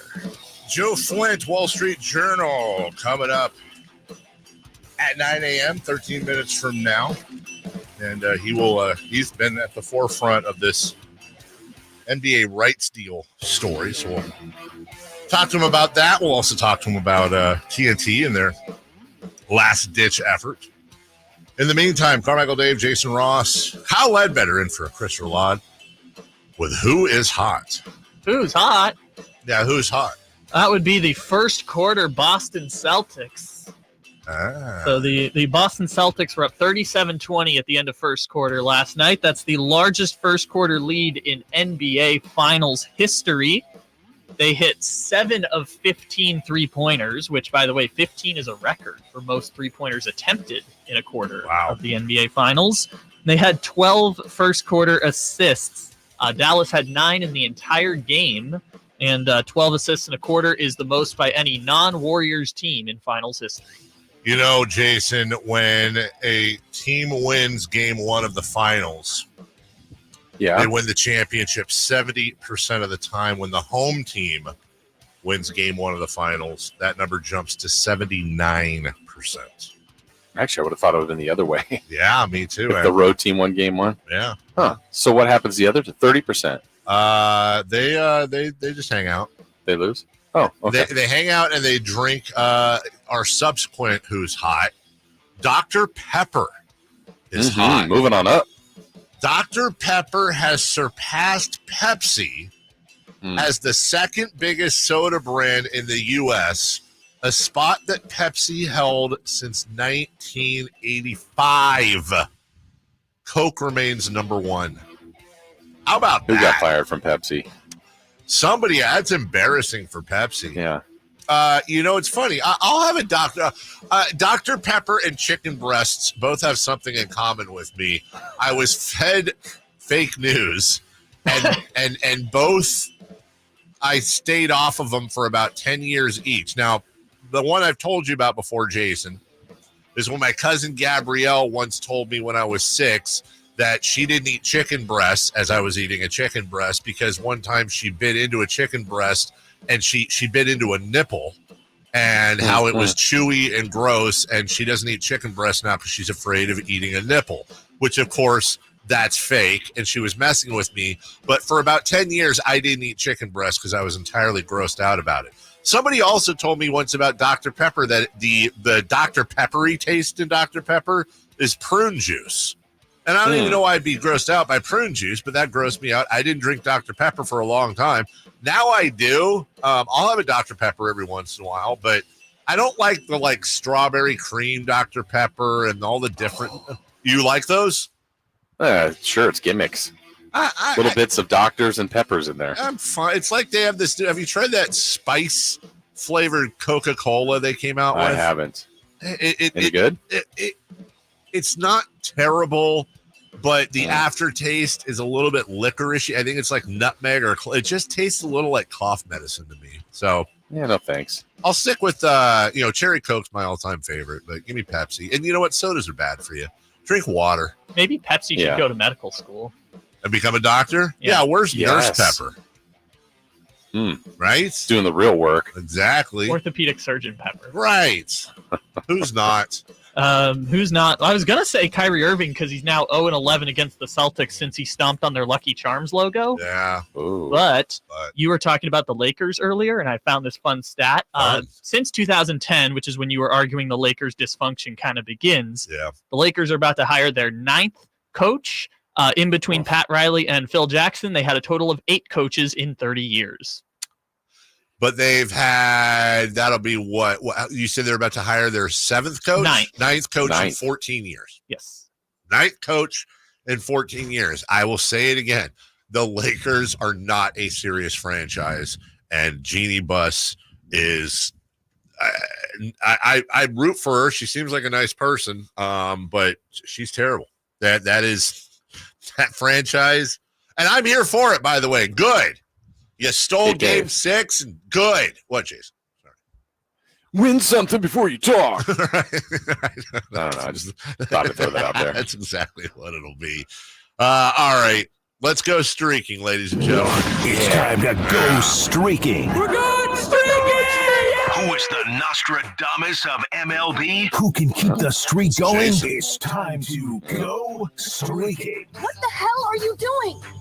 Streaking! Hey, more like Nostradamus, because he is the all-time leader now. I'm looking down at the sheet. I'm on a 1-game streak. Chris is on a 4-game streak. Ross is at a 12-game streak. Ooh, that is record. the all-time record. Will he build on it? Jason, we always go from bottom to top. I've got the smallest streak. I need to go see Dr. Jack. How'd we do here? All right, well, let's start with you, Dave. You were at 1. We're trying to get you to 2. And look, you gotta work your way up. And you said, I am confident. I'm going with Bo Bichette. Bo Bichette. Bo Bichette of the Toronto Blue Jays got you 4 plate appearances. All he needed was 1 hit, and he got you 0 hits. All right. Thanks, Bo. Thanks. Dave is 0. God, I'm just on it. Honestly, I feel like you're gambling? Yeah. I think maybe by this Monday, I may be doing. I may be sitting down to the minors. I might be doing AAA streaks. You get relegated. My goodness. Chris was at 4, trying to get to 5. He went with Bobby Witt Jr., and he had 4 plate appearances, and Bobby Witt got 1 hit. Hey, so Chris is at 5. Witt got a hit. Witt got a hit. Dave, I was at 12, trying to get a new streak record of 13 add-on. I took Rafael Devers from the Boston Red Sox. Boston played Chicago yesterday and collected 24 hits. Jesus. Yeah, exactly. Exactly. Devers waited until his final plate appearance to get a hit. So I got 1, but he went 1 for. There was guys like 4, 5, 3, all these hits. He got 1, but that's all I needed was 1. 1 for 4 for Devers. So now I'm at 13. Lucky 13. How hilariously sad would it have been? You get 26 hits, and that's how your streak ends. Unbelievable. Yeah, 2 different guys had 4, 2 different players with 3. They had extra guys came in that got hits. I'm like, my gosh. But he got 1, I think, in the 7th inning. Shohei Ohtani for me. Okay. Kyle? We'll go with Trent Grisham. Okay, Trent Grisham. Because Jason told me in the break he has 3 hits on the season. Okay, and Jason Ross, who's getting you to 13? By the way, Chris did send in his. He's going to take William Contreras. Okay. And I'm going to go with, from the Cleveland Guardians, since they've moved those containers, filled with containers, Stephen Kwan. Stephen Kwan. Show me the Kwan. All right. Yes. Trying to get to 14 is Jason Ross. We'll take a break right now. When we come back, Joe Flint, Wall Street Journal, next. I didn't ask to be thrown in the streets with nowhere to go. I didn't think I'd survive. But I did ask for help, and Covenant House was there for me. 1 in 10 young adults will experience a form of homelessness this year. For these kids who didn't ask to be put in this unthinkable situation, Covenant House is there. Covenant House helped me break the cycle of homelessness in my family. They gave me the love that I needed. Over 2,000 young people will sleep safely in a Covenant House bed tonight. When youth who are experiencing homelessness have a hot meal, a safe place to sleep, medical care, and love, they can overcome heartbreaking challenges and have a brighter future. They just really genuinely just wanted to help me succeed, and I'm succeeding. I'm a speaker, I'm an author. Covenant House really helped me and really helped mold me into the woman I am today. If you or someone you love is asking for help, go to safeplacetosleep.org today. I lock up my Old Spice Fiji aluminum-free dry spray to keep that 24/7 lasting freshness safe for myself. Fresh coconuts, palm trees in the wind. It's like catching waves in Fiji. Actually, I just talked myself into a refreshing spritz of Fiji. My Old Spice is missing! No!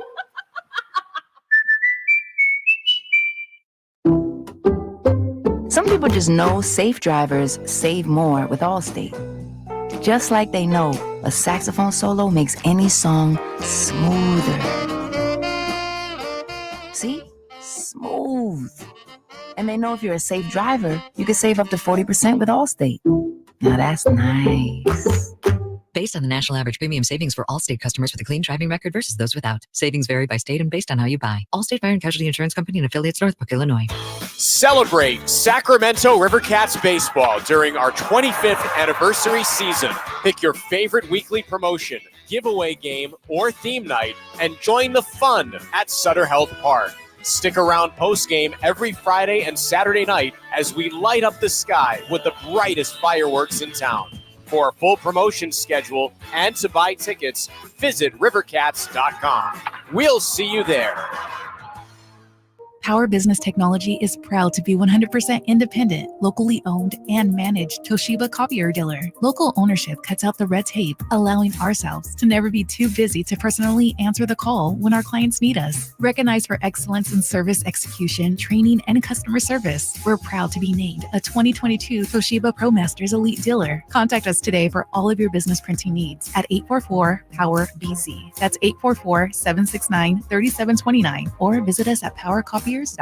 A woman not only knows what she's going to wear, she knows what you're not going to wear. Rob Schneider. You're not wearing that. Coming to Hard Rock Live Sacramento on October 4th. You're not wearing that. I know I'm not. I just tried it on, just to kind of warm up the idea of clothes, and then. Don't miss Rob Schneider. Tickets on sale this Friday at 10 a.m. at Ticketmaster.com. Pop summer savings now at Maida Chevy with $12,000 off MSRP on every new Silverado half-ton Turbo Max in stock after rebates. $12,000 off every Silverado LT Turbo Max at Maida Chevy with at least 5 at this price. Pop summer savings up to $12,000 off MSRP exclusively at Maida Chevy at MaidaChevy.com. Sacramento Silverado headquarters. Together, let's drive. Not available with special financing, lease, and some other offers. Must trade in 2010 model year or newer and 7124. Made a great deal at Maida. KHTKAM Sacramento, KYMX HD2 Sacramento. Take it on the local level. Live and local, 6 a.m. to 6 p.m., Monday through Friday. From the Power Business Technology Toshiba Studios. Sacktown Sports. The Carmichael Dave Show. He's on the microphone when he's not on the microphone. He's playing a song, and when he's not playing a song, he's on the microphone, and then boom. With Jason Ross. No, he didn't. Yes, he did. Call or text at 916-339-1140. It's the Carmichael Dave Show with Jason Ross on Sacktown Sports.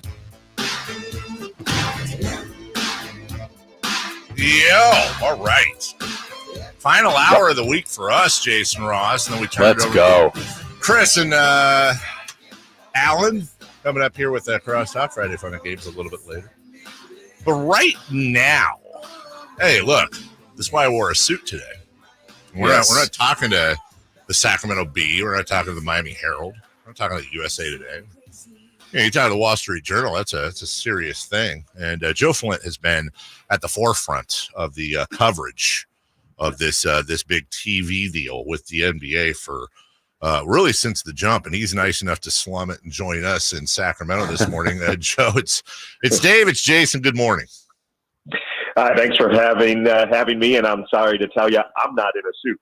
But I'm glad you guys are. You don't need to be, dude. You've got Wall Street Journal in your bio, man. We, so we're stepping up our game as you have. Excellent coverage, Joe. Honestly, congratulations. You've really nailed this story, and obviously have really good sources. There's a lot of research that goes in, and that's why journalism is so important. Even though we're not dealing with worldly events per se, but this is something that's very important to a lot of fans. Granted, there's the nostalgia, I think, of the NBA on NBC and the John Tesh theme and all that. Mostly fans don't care who the coverage is. They care who the play-by-play guy is. But inside the NBA and TNT has become really the hot topic here. So I'll lead off with my typical long-winded question.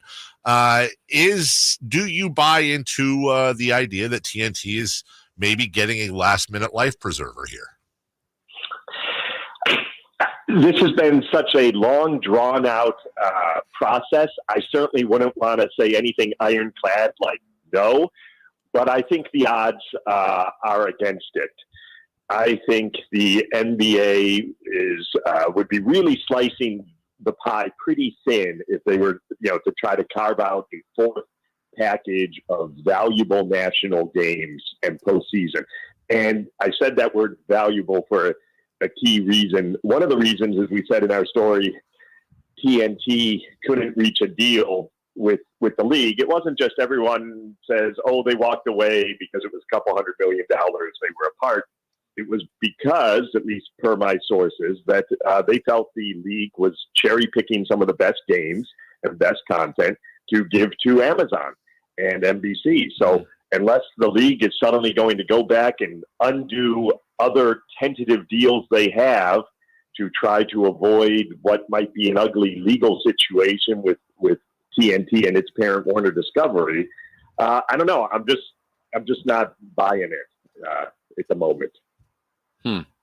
Joe, just overall too, with all the entities, and again, everything's not 100% final yet, but just in your opinion on this, is this a win for the networks and for Amazon and the league? Is the length of the deal is a little surprising to us, but just what's your overall take on this big mega deal here going on? Well, I think you have to say the real big winner here is the NBA. Assuming these deals come to fruition and we're looking at, $75, $76 billion in long-term deals, they really kind of borrowed a page from the NFL. I was hearing from my NFL friends, why are you calling this such a landmark moment for media? All they did was copy our playbook. But yeah, they've, there's always, every time you think there's going to be a day of reckoning for sports, a new bidder emerges. And the last few years, we've seen that in the form of Amazon for the NBA, for Thursday Night Football. We've seen it with YouTube for Sunday Ticket. And these new platforms want big sports events. So the leagues have really been the beneficiaries. I think, and our story hopefully suggested this a little, we can't come right out and say it, but I question how much NBC Universal is going to spend on the NBA in the hopes of boosting its Peacock streaming service. I think a lot of things will have to go right for them to come away from that deal saying this was a win for us. But sports accounting is kind of like Enron accounting. I can't quite figure it out. Ask a sports exec, is your deal profitable? And you will not get a yes or no answer. Joe Flint joining us, Wall Street Journal. Not to get too down in the bushes here, but I got a WSJ guy on, so maybe I can nerd out a bit. I'm fascinated going back to TNT and Warner Brothers Discovery with their CEO in this whole thing, David Zaslav, who made some comments. I think it was at an upfront about a year ago that they don't need the NBA. There was some talk that maybe that ticked off people in New York at the NBA offices. And you're talking about a guy, who's been in charge for took over Discovery, about 18 years ago, has been the head of Warner Brothers Discovery for about 4 years, oversaw many things, including the Max streaming service combination there. The guy's making a ton of money, stock options at $190 million, $22 million bonuses. He's averaging out about 50 a year. And I bring that up because that stock is down 66% over the last 5 years. It's down 36% year on year. What I'm getting at is, if there was a lifeline, is Zaslav to you, is he vulnerable? Are you hearing anything shareholder wise? Is there some issue within on his performance that may be motivating him to try to grab back on at the last minute? Well, you threw a lot at me, so let me go through it bit by bit. With regards to the "we don't need the NBA" comment, he did say that. Actually, it was at an investor conference when you're talking to an analyst to talk about your company. And, short answer, no, not a smart thing to do. And the other, if I want to look at Warner and say, what missteps did they make? Well, there was that one. They came in, Zaslav, and they did this across the company. they got rid of a lot of veteran people at Turner Sports, the people who had the relationships with the league. And relationship is the key word. And some of the folks who aren't at Turner anymore have said, you know, the new people and Zazov's people, they didn't treat it as a partnership. They treated it as a buyer-seller relationship. And they didn't go out of their way to, you know, get in good with the NBA. Didn't really show the love. Now, that said, having said that, I will say sports leagues are like talent. You have to treat them with like talent. And sometimes that means babying them like talent because they get very sensitive and they're very, how dare you, you know, it's sometimes a little much too. And what Baz's people would say in return is the league always wanted to be in business with Amazon. And one of these packages was going to take a hit and it was going to be ours. So I think they believe anyway that the league and the owners wanted to deal with Amazon. So that was going to happen. Now, to your other point about everything else you've said, which is accurate, the stock is way down. Zazov's pay is way up. All those things, valid points. There's troubles across the company and a lot of cuts and a lot of unhappy people, and that will only continue. But he has the backing of the board. I mean, that can always change. Okay. John Malone, who's one of the biggest on the board and a longtime Zaz backer. People are always wondering, where's that activist investor to come in and raise heck? I think we haven't seen it yet because they just see Zaz as kind of protected at the moment. That can always change, but I think the next 2 years we're going to see more shakeups, more consolidation. Maybe Warner is an acquirer of other properties. Maybe someone acquires them. But I don't think there'll be some immediate sort of consequences for them if they lose the NBA. I hope I made that point. No, thank you for that. Yeah. Joe, about the TNT crew, that's probably about as coveted. You kind of addressed it earlier, not sure that they're going to get that small slice back into this, multi-mega deal. So if they are truly out, that group is as coveted as anybody. We've heard kind of publicly, maybe Ernie Johnson wouldn't leave. But if we look at Shaq and Chuck and Kenny, how coveted do you think that, and Ernie, and I guess in that extent, how coveted will that group be? Well, I think it's obviously like as you said, it's the best pregame, postgame show, for a lot of reasons. Great personalities there, and I think anyone who's getting the NBA would have to look at wanting to get them as well. The only thing I'll say on the flip side is if you're NBC and you're spending all this money to get the games, and you're going to be making cuts at your company to do it, the entertainment side's going to take cuts, there's going to be layoffs, you're not going to get that show for cheap. Those guys all have very big contracts, and it's going to be very expensive. So do I see a world where NBC's like, hey, we can create our own version of this show for a lot cheaper? Maybe, but I have to think that, either as a unit or as various individuals, those folks on that show, will be able to find work elsewhere should TNT not be able to keep some sort of a package. And one other thing I would throw out on that, and I don't know the ins and outs of all their contracts. Obviously, if TNT loses the NBA, they're free to go elsewhere. But I don't know if they would want to stay, or if I look at maybe someone like Barkley, if TNT has a very small package, and let's say maybe it's not the greatest games, that they've been accustomed to. I don't know. Are those guys going to want to continue to do that show for what's clearly gone from one of the top packages to an afterthought? Just something else I would think about if I were them. I might be like, no, I'm not interested in doing 20 games a year of games of little national import. Joe Flint has been on top of this from day one. The entire package, if you will, where it's going, where it isn't going. You can follow him, I believe. Yeah, you can right here at JB Flint on Twitter. Also, make sure you check out his reporting for the Wall Street Journal. Joe, we know you got a heart out, brother. We appreciate the time. I know you're busy. Thank you so much for giving us some clarity on this. Oh, no problem. Thanks for having me on. Right. Appreciate it. You guys have a good weekend. You too. Take care. Thank you. It's interesting. And I I still wonder two things, Jason. Number one, if TNT is going to get a last-ditch save. Yeah. And if the NBA, by the way, they could put their finger on the scale, too. The problem is you've got these other entities. Let's just be real clear here.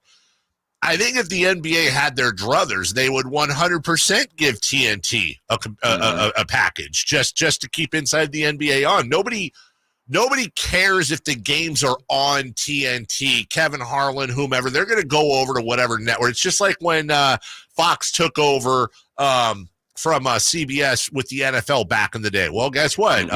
John Madden and Pat Summerall and everybody just went over to Fox.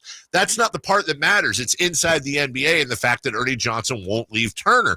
So I think Adam Silver would love to be able to give TNT something just to keep inside the NBA on. The problem he's going to have is, how do you convince these other outlets that are spending $12, $13 billion? They don't want inside the NBA to exist, period, end of statement. Yeah. They want that show done, over with, crumbled, because it's going to dominate anything they do. So he's got to somehow balance the rope here between, or the tightrope between trying to make the fans happy with inside the NBA and also not pissing off his new partners that are investing billions. Yeah, and those new partners that are investing that amount of money wants to create their own version of inside the NBA. Now, it may not be the exact same thing, and it may fall short to what that has been, but Dave, it's easier to compare to it not being around than to have it even around for 20 games. You're going, man, it's still the best show on television. They're barely on, but they're killing something that we're paying millions and millions, and if not billions of dollars for, that's on every week that nobody seems to like. So, that's the competitive part of business. As we go to break, the other thing I'm still wondering though is, does TNT have to have games to have inside the NBA? I wonder if that is an option they've looked at, and just continue just spending no money on it, give these guys a raise because they're saving billions of dollars. And I could fully see a way where inside the NBA continues to dominate just by keeping their same schedule. People know how to flip a channel. You know what I'm saying? Yeah. So is there something to keeping that show going without the games themselves? So we'll see. I'll call David Zasloff, see if he'll listen to me. You know, Homer sell. $170 million sell. I don't have home. $170 million in stock options. That's slightly more than you and I have. Slightly. Mavericks Celtics game 2 is going to happen over the weekend. We'll have some more audio for you guys and look ahead to that right after this. Did you miss any part of our live local shows? Don't worry, you never have to miss them again. Check out sacktownsports.com and search our podcast page and play our shows when you want. The Carmichael Dave Show with Jason Ross, Stiles and Watkins, and the Drive Guys. Plus, other podcasts like Return of the Empire, Return of the Roar, the Stingers Up podcast, and Golf to Go with Frank LaRosa. They're all available right now on sacktownsports.com. The IRS deadline has come and gone. So do you owe money to the IRS? If so, you need an ally. Whether you owe the IRS $6,000 or $600,000, whether your tax problems are personal or business, the professionals at Allies Tax Relief are ready to step in and negotiate your fresh start with the IRS. Here's a happy customer of Allies Tax Relief. Before calling Allies Tax Relief, I feared the IRS would take all of my assets. I owed them over $562,000.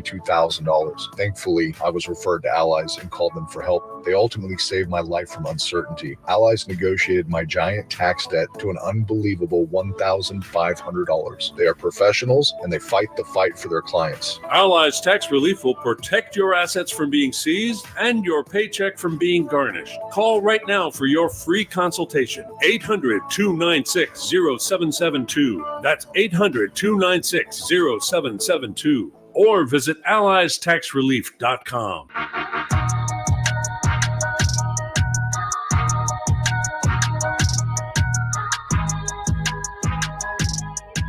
The only place in the morning to get your sports fix. Live and local. The Carmichael Dave Show with Jason Ross. From the 916. Coming up on TNT after Shawshank Redemption, it's Inside the NBA.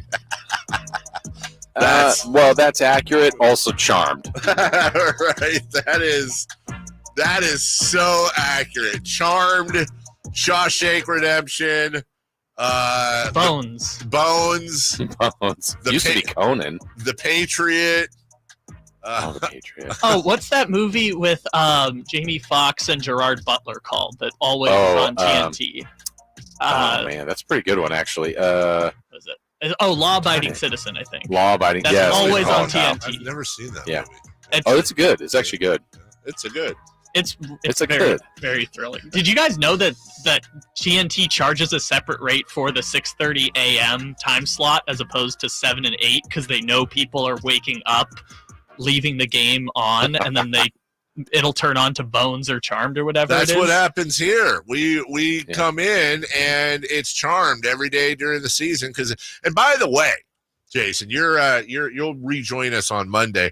There's something weird going on now. Now, I'm ashamed to say it, though it's not up to me, that generally the last to leave here at night leaves the TVs on. And then so I'll come in the morning and the TVs are still on, unless somebody is turning them on before I get here. That's always a possibility.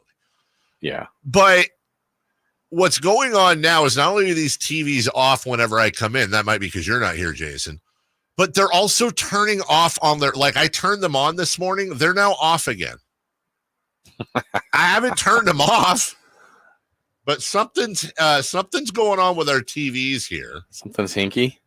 Something's very hinky, and I'm pressing, the power buttons and all that. They're not coming on. No, you got to go to the main box down on the other side of that. Yep.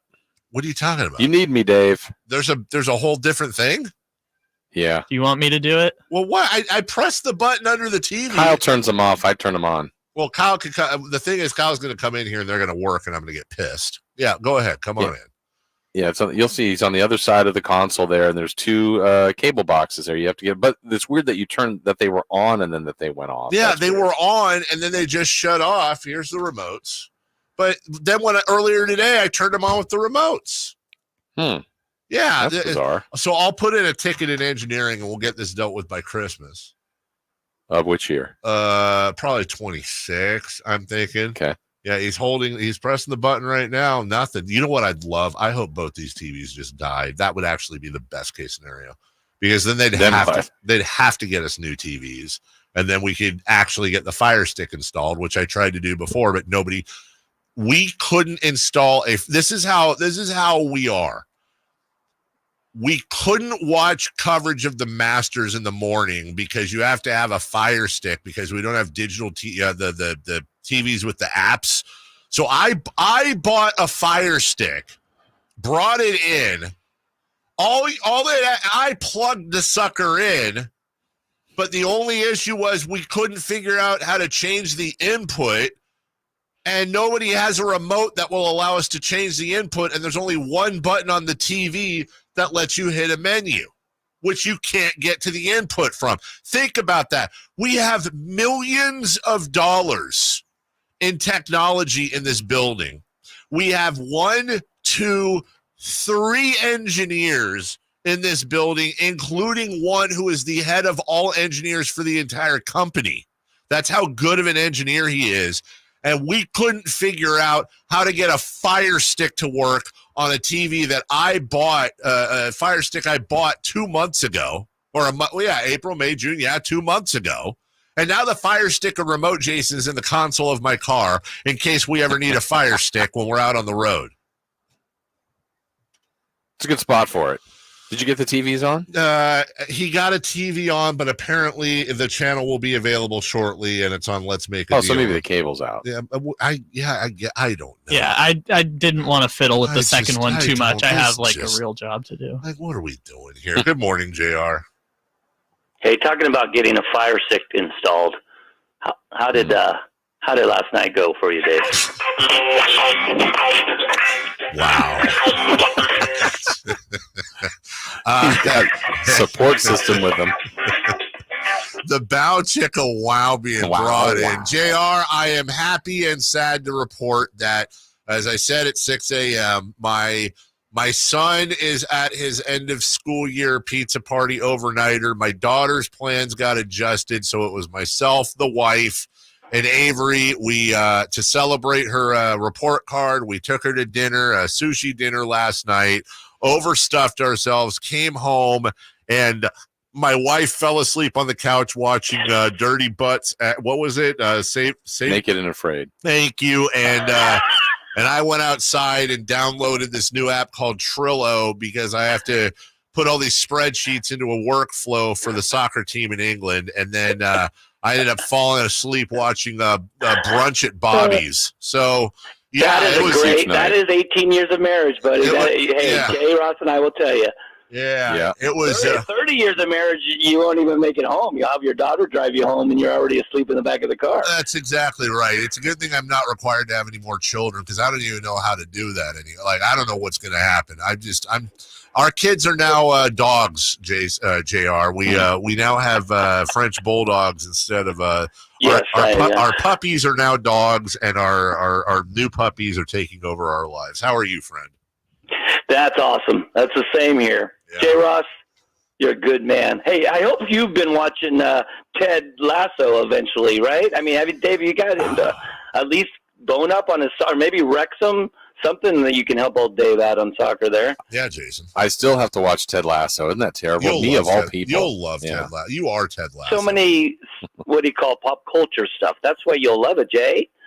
I know I will. I want to watch it with you, JR. Oh, easy there. We haven't come to that part in our relationship yet, young man. Maybe you guys. Weekend. Me too. Thank you. Maybe you guys can watch Naked and Afraid. Is that what it is? Naked and Afraid? I believe there's also Naked and Afraid XL. That's right. Naked and Afraid XL. Whoa. Which, you think it'd be fat what people. Happens there? But it's not. It's just more people involved. I think Naked and Afraid XL would be hilarious. If it actually was just heavy-set people rolling around the jungle for 30 minutes or 30 days. Hey, Bob and Jill are meeting in the middle of the Amazon, and they're naked. And they have to survive for 30 days. Why aren't they wearing clothes? We have no idea. There's no point to them being naked, but apparently more people watch because of it. And my favorite part, I've watched maybe 3 episodes combined because my wife always watches them. And it's like when they meet each other, oh, hey, Bob, hey, Jill. And they always take like a cursory glance. And then and then it's over with. And it's like, if it wasn't bad enough to survive in the jungle, you have to survive without clothes on, including shoes. So God knows what you're stepping on. Who are these people that volunteer to do this? I know. What are they doing? Just eating off the land? Like, what's going on? They all get, and I think they get to each bring like one thing. So it could be like a flint or a arrow or a rope or a pillow or a binky. Sandwich. Right. That's what I can bring one thing. I'm going to bring an AM/PM. Carmichael Dave is armed with too much good stuff. You could put me on Naked and Afraid and have it be in Orangevale, and I would lose within the first day. I don't understand these shows, and Katie is for a long time. She wants to be on Survivor.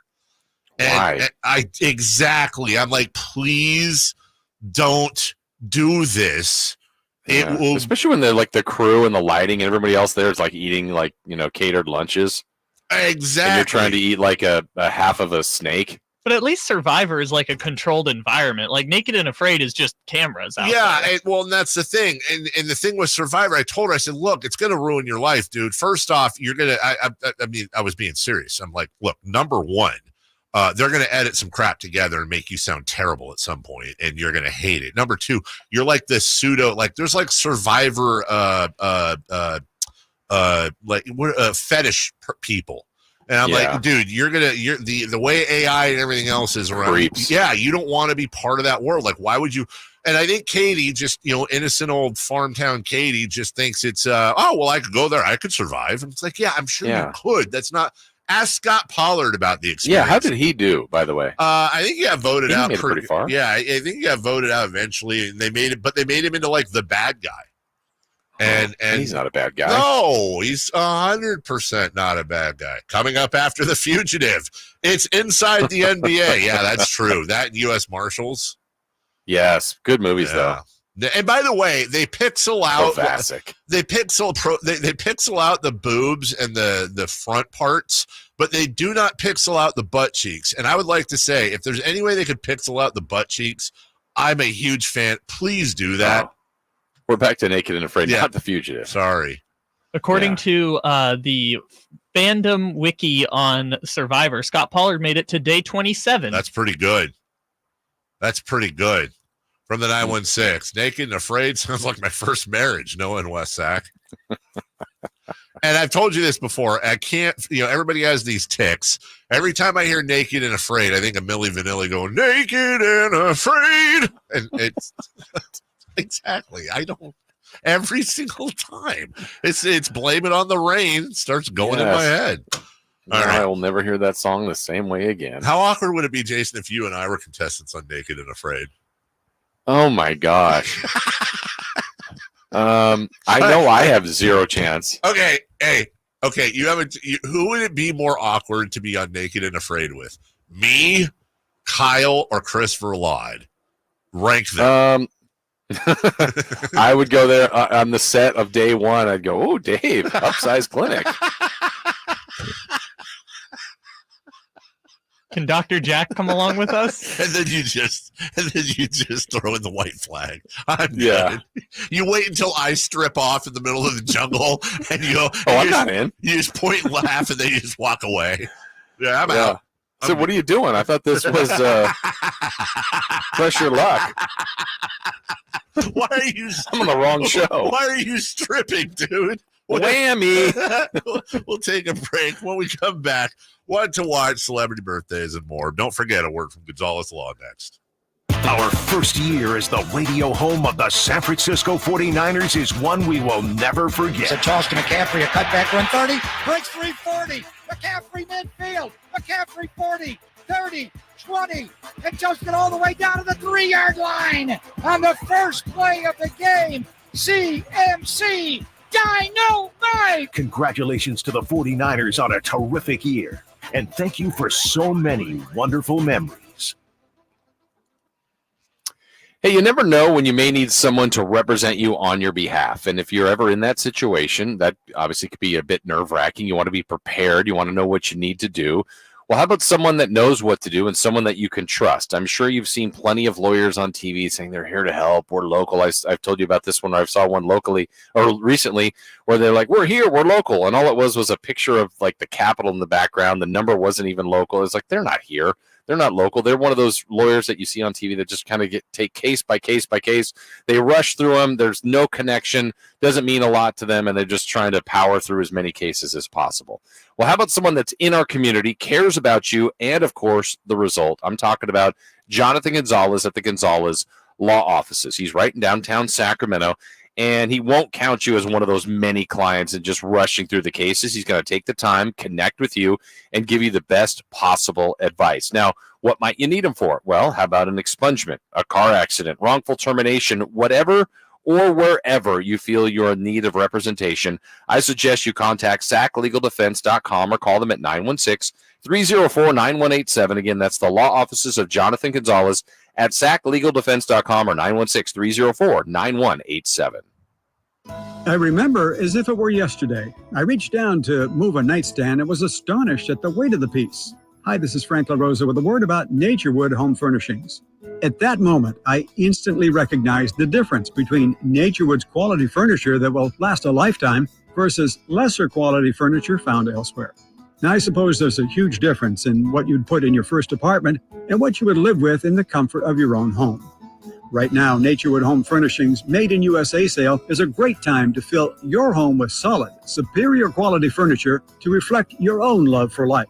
With brands like Sam Moore, Stanton, Stickley, Hilltop Hickory, Simply Amish, and many more, Naturewood Home Furnishings has tables, chairs, couches, and, yes, nightstands, and more at their Made in USA sale. Find furniture that will be with you forever. Naturewood Home Furnishings, off Highway 50 at Hazel. Look for the water reel. At the Good Feet store, we take pain very seriously. Whether in the foot, knee, hip, or back, Good Feet makes over 300 styles, flexibilities, and sizes of pain-relieving arch supports. With 26 bones, 30 joints, and over 100 muscles, tendons, and ligaments in each foot, a lot can go painfully wrong. So there's a trained arch support specialist at each Good Feet store to give you a precision fit. Come in for a free fitting and test walk. No appointment necessary. Good Feet arch supports are HSA, FSA eligible. The Good Feet store in Sacramento, Roseville, Vacaville. Online at goodfeet.com. My my good friends, Dr. Jack Friedlander and Dr. Pash in Roseville and in San Francisco, are offering not only confidence, not only security, but also the ability, if you ain't insecure, to go from the roster to the all-star team. You know what I'm saying? I'm talking about UpsizeMatters.com. Time after time, vote after vote, circumference, or as we call it, girth, is consistently ranked as the most important attribute. And Dr. Jack and Dr. Pash can give you a free consultation. The procedure can be done on the same day as your consultation with immediate results. It's non-surgical. It's virtually pain-free, safe, effective, long-lasting, semi-permanent, and doctor-performed. For more information, go to UpsizeMatters.com. Go to UpsizeMatters.com. Make that change. Make the all-star team. Get your girth on. If your passion is bass fishing, only one radio show has the action, information, and excitement of your favorite outdoor sport. Ultimate Bass, hosted by Tournament Bass Pro and California Outdoor Hall of Famer Kip Brown, takes you live to where the fish are biting every Saturday morning. Only Ultimate Bass feeds your passion with the latest news, products, tips, and advice from the pros. Ultimate Bass with Kip Brown, Saturday mornings at 5 a.m. on Sacktown Sports 1140, part of SEP's Saturday Morning Outdoors.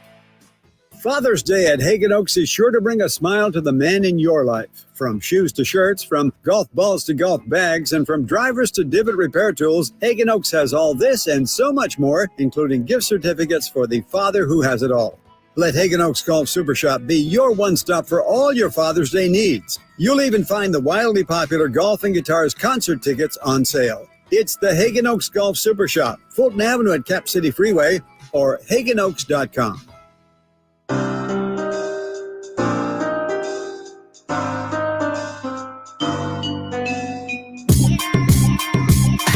Carmichael Dave. He has very good sources, and he just kind of tells it as it is and gets to the point. Jason Ross. He has a lot of pretty smart things to say. He's good at what he does. On Sacktown Sports.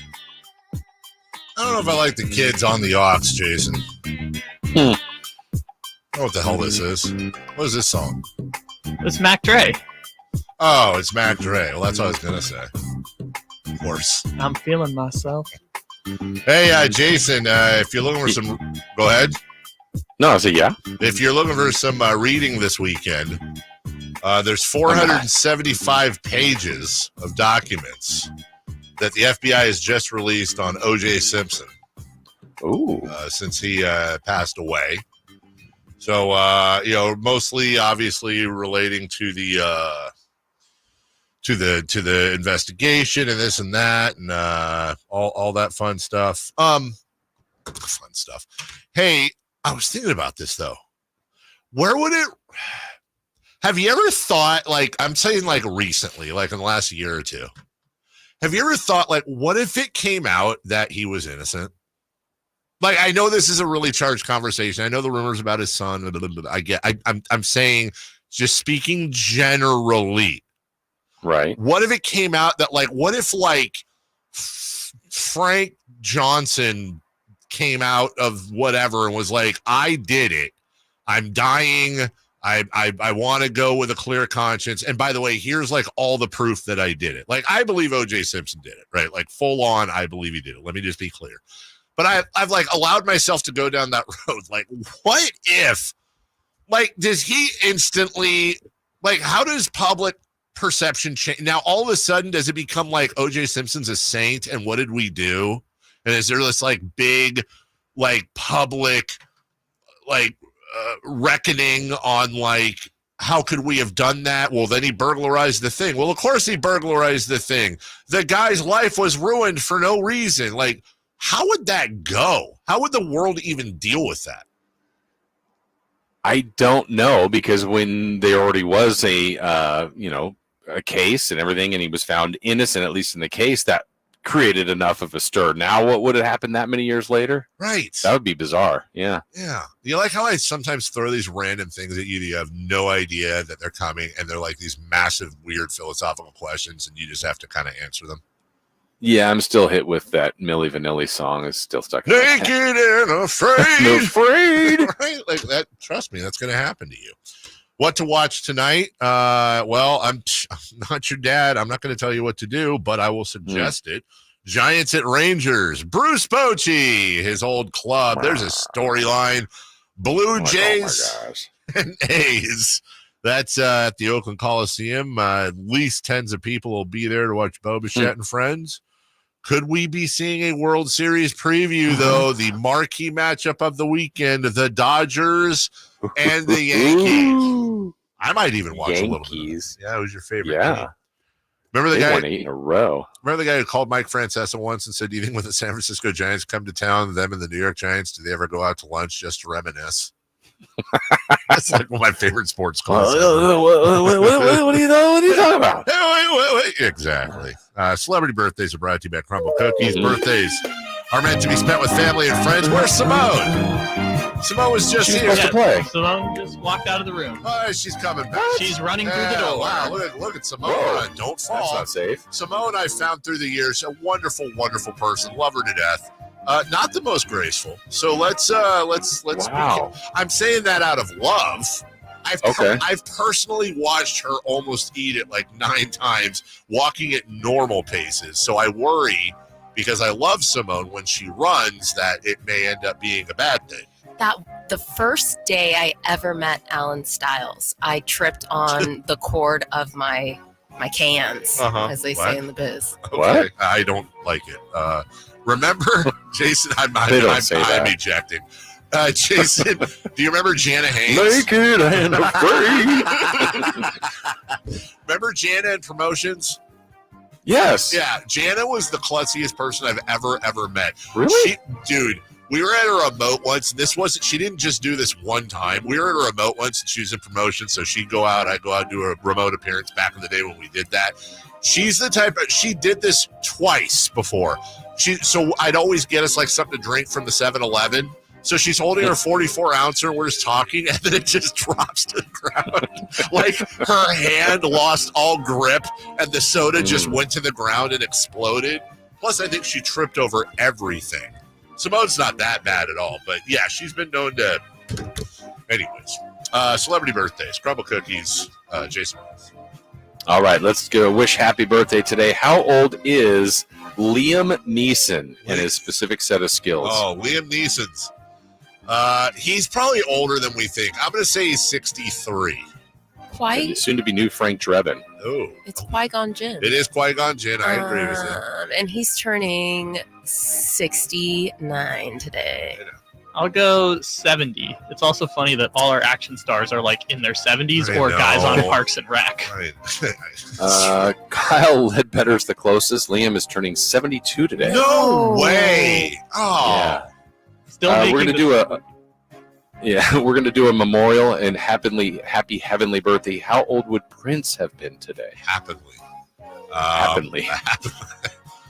Prince Rogers Nelson, the great Prince, would be. Well, hold on here. Let me think. Prince would be 65. 64. Why'd you gasp? Because you took my number. Oh, okay. 66. We have a correct answer. Great. It And goes I'm to sandwiched in the middle here. Yeah. Kyle Ledbetter, Yeah, 66 for Prince. Happy birthday to the answer, Allen Iverson. 49?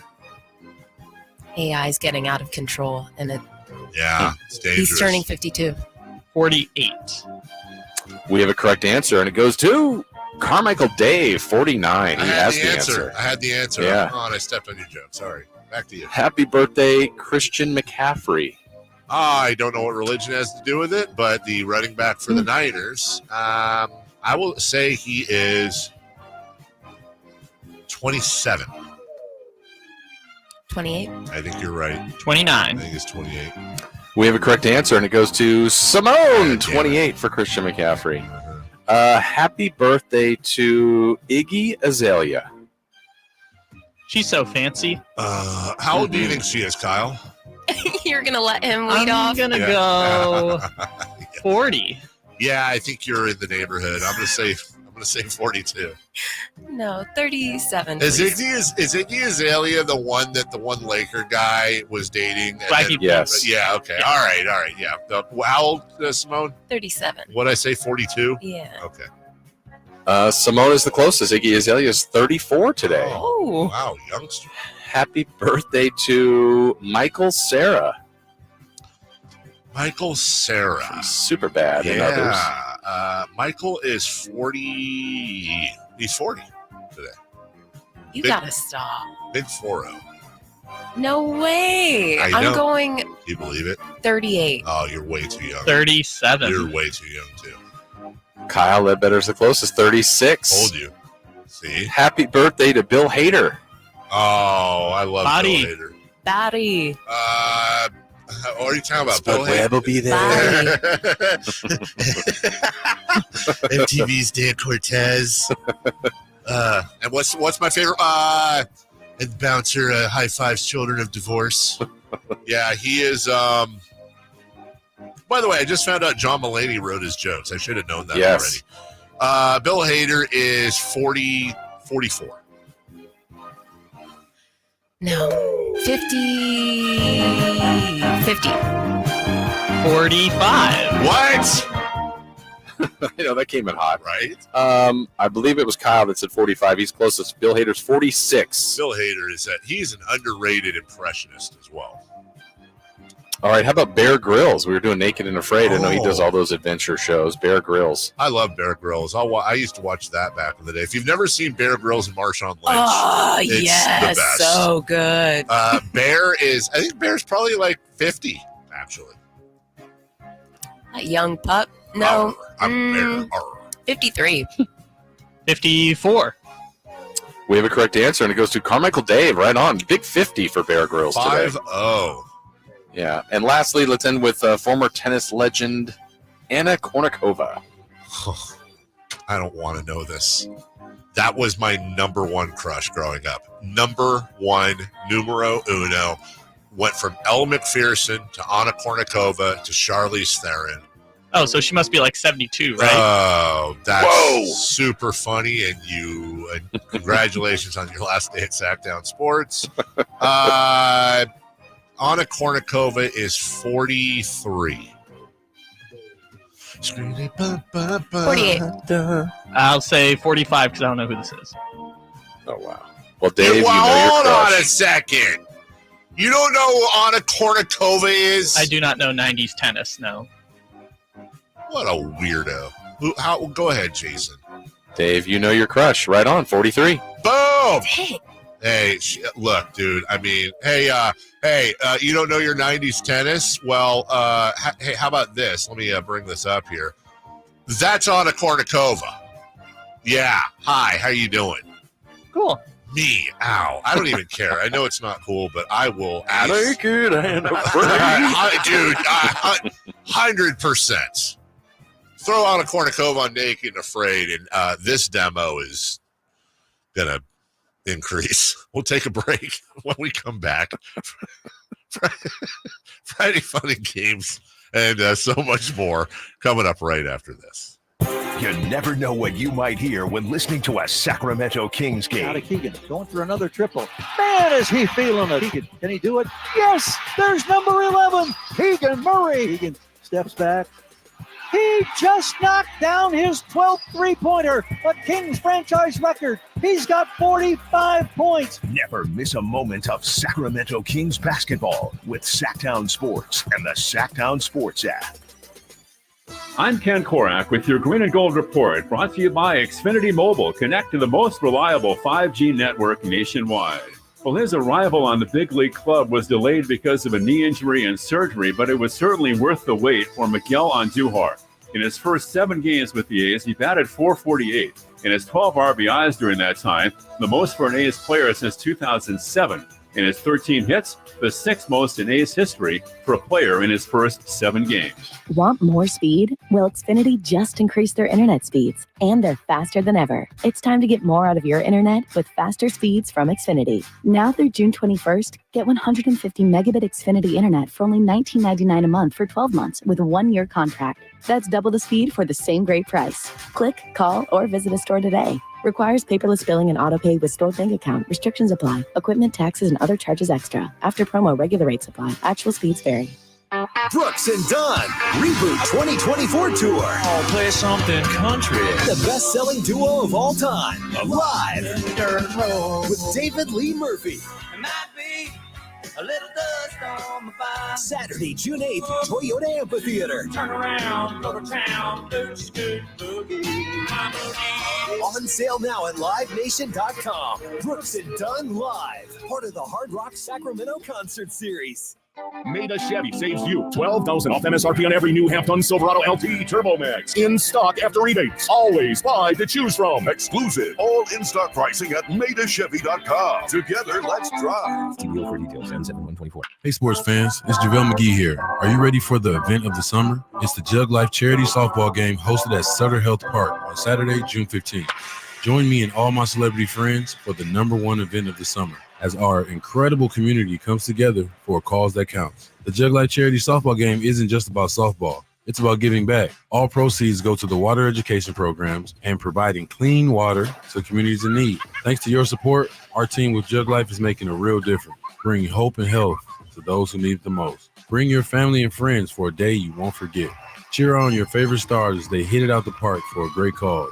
Come celebrate Father's Day weekend at the Jug Life Charity Softball Game that's happening on Saturday, June 15th. Don't miss out. Get your tickets now at juglifewater.com. That's juglifewater.com. Join us, have fun, and make a difference. Jug Life. Drink water, give water, save water.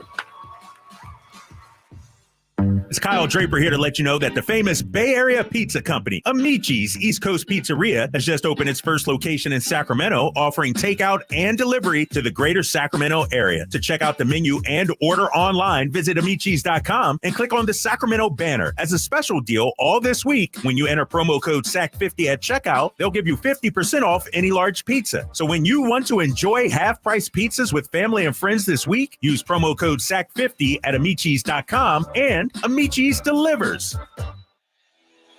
We have finally made it to Friday. Let's end your week the right way with Friday Fun and Games on the Carmichael Dave Show with Jason Ross.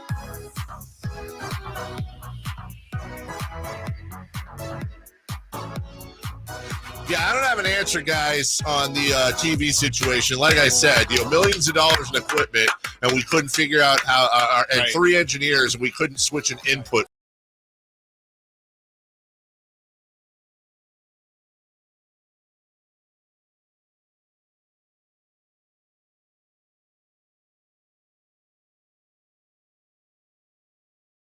About the other, but there are multiple televisions in multiple different offices, and we have these TVs that were.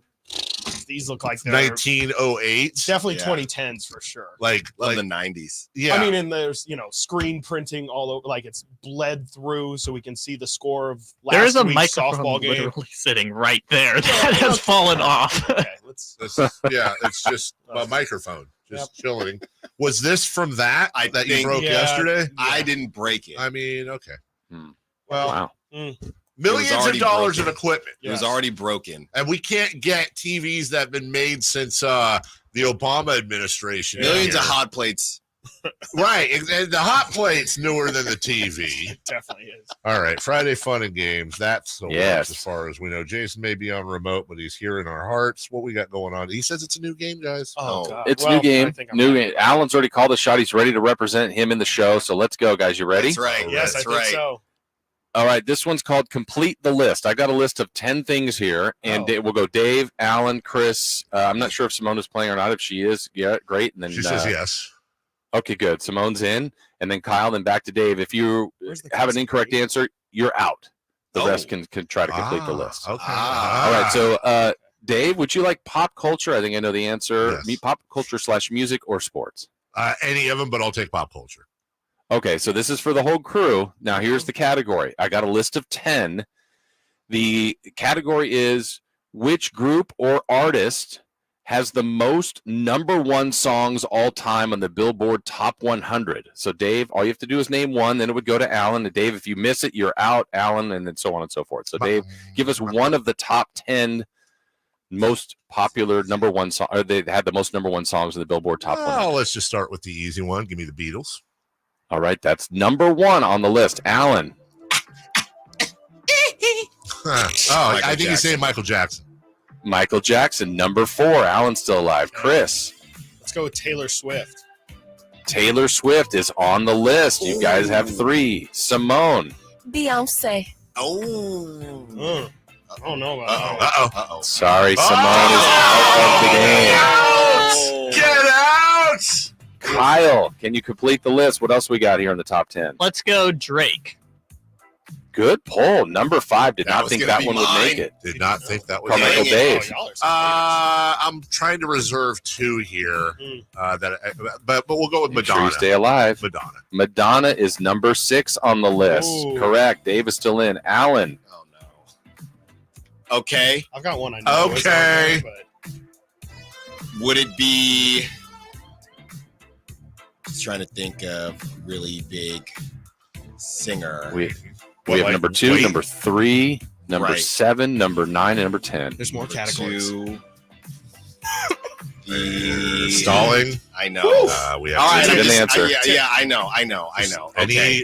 Anyone Prince. There we go. Why Wow. not? It's not on the All list. right, but Prince. Not on the list. Alan is out. You gave it a Chris. shot.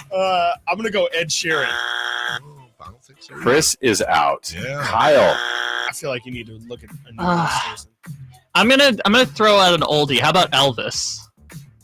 Good guess, but have out. Billboard back? Dave, you're the only one left that can complete the list. Okay. How about Elton John? Oh, the list is over. Wow. You guys are all out. Elton John's not in the top 10? No, these are number 1s. Number 10 in a tie, Janet Jackson and Stevie Wonder. Number 9, Whitney Houston. Mariah Carey Number 7, The Supremes. Number 3, Rihanna. Number 2, Mariah Rihanna Carey. over Beyonce. I mean, it's number that's one. fair. Number If you 1s. combined them, it'd be Beyonce, and then you'd be on the list. Yes, I was gonna say Stevie, but that's why he's underrated. but you didn't. I should have said Mariah Carey. All right. Drake has more number 1s than Stevie You Wonder. have more number 1s. All right. All right, next category. Okay, Complete you the said list. pop culture, Sports, and sports. So this we is just sports did now. music. yeah, sports. Sports. Yeah, We'll do here we go. sports. All right, sports. Here we go. Alan, we'll start with you. We got a list of 10 TD reception leaders all time in the NFL. TD Number 10, 1 through 10. reception leaders. Jerry Rice. Number 1, Alan's still going. Chris, I'll go Randy Moss. that's number 2. Simone. Julian Edelman. Simone is out of the game. But you know what? She's doing her best. She is, and she's having That's fun. right. Kyle. Let's go Tony Gonzalez.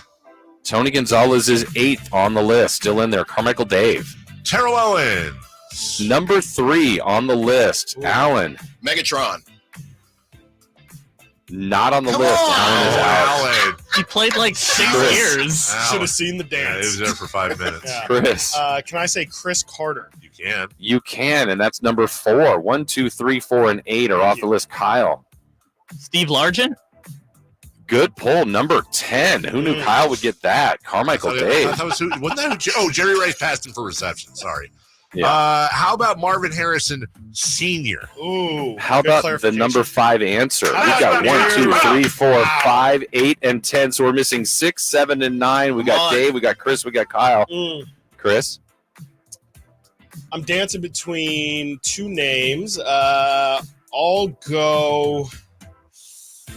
Oh, I don't feel great about it, but I'll go Larry Fitzgerald. Yeah. That's actually a good That's point. right. Chris? Feel great about it. That's Oh, number 6. That's what I was gonna say. Yeah. So all we have is 7 and 9. Can we complete the list with Come on, Kyle. Kyle and Dave? So, Thank goodness. You're the guru, Kyle. so I'm gonna go with Antonio Gates. That was the Oh, other the name I was Charger dancing love. Does it hurt him? Does it burn him? No, it helps. Kyle got number 7. There's 1 name left. It's up to Dave, Chris, and Kyle. Can they complete the list?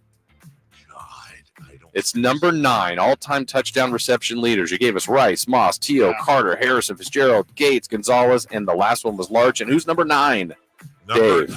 I'm going to go. I know I'm wrong here, but I'm going to go Isaac Bruce.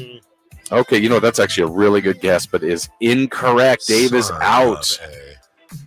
Chris. I'll go with Gronk. That's Gronk, another good guess. He's out. Kyle, can we complete the list? This person had 100 career receptions. Touchdowns. For touchdowns. Excuse me. Yeah. Michael The Irving. last name. Ooh, that's a good guess. Incorrect. Alan or Simone, want to throw one other name out there? Anybody? Can we get another hint? Was it a Dolphin? Was it a Packer? Was it Donald maybe Driver? division? Or no? AFC. Ooh. Has been on the show. Been on the station before.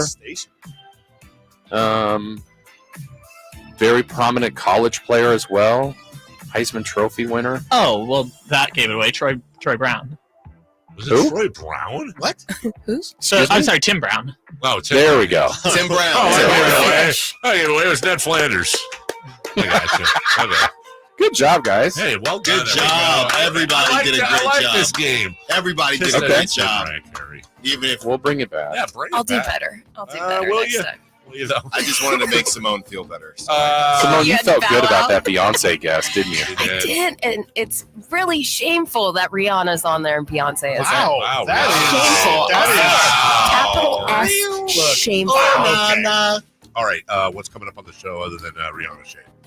no more Rihanna shade. Rihanna shade That's at not all. going to happen. No. But we are going to discuss the takeaways from the finals and how it affects the Kings and who they should draft. What is the weak link?